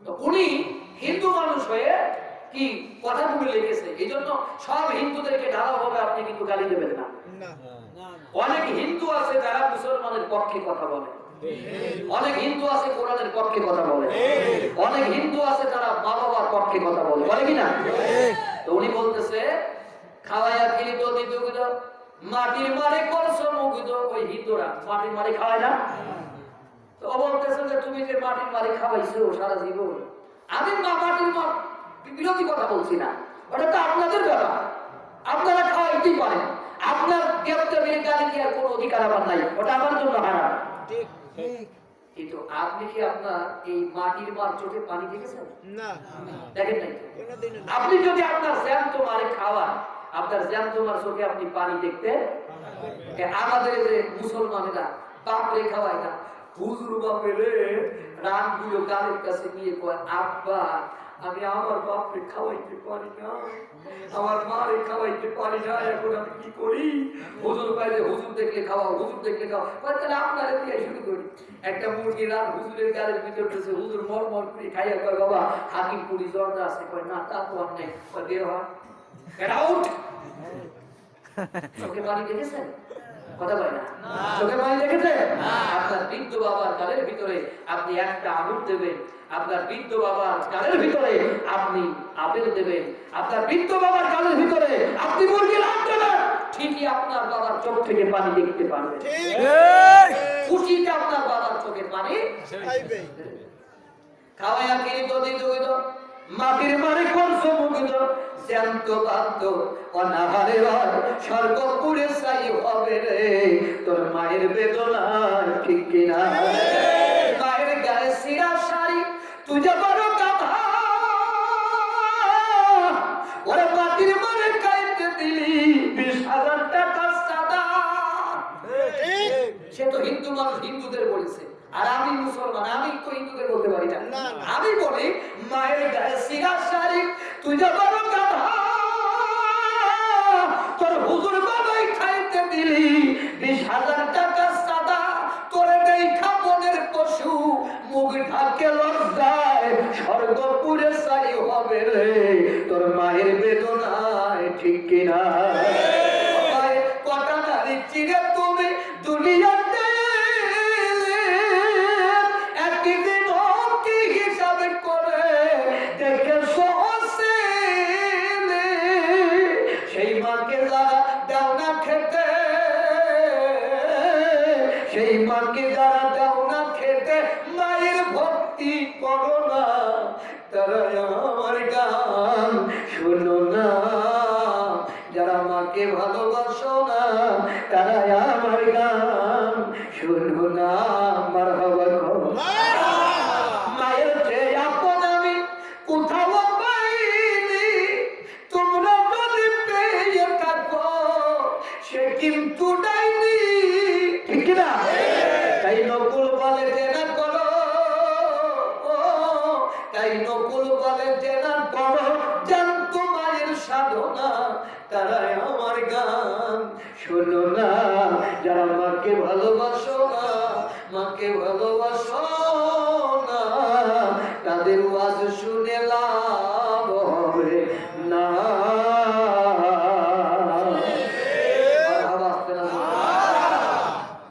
ঠিক এই কথাটাই আমার লাস্ট কথা ছিল আপনারা ভালো থাকবেন সুস্থ থাকবেন সুখে থাকবেন আল্লাহ যদি আবার আপনাদের সাথে কোনোদিন দেখা করায় ইনশাআল্লাহ আবার আলোচনা হবে ইনশাআল্লাহ তিনটা পুরস্কার হয়ে গেছে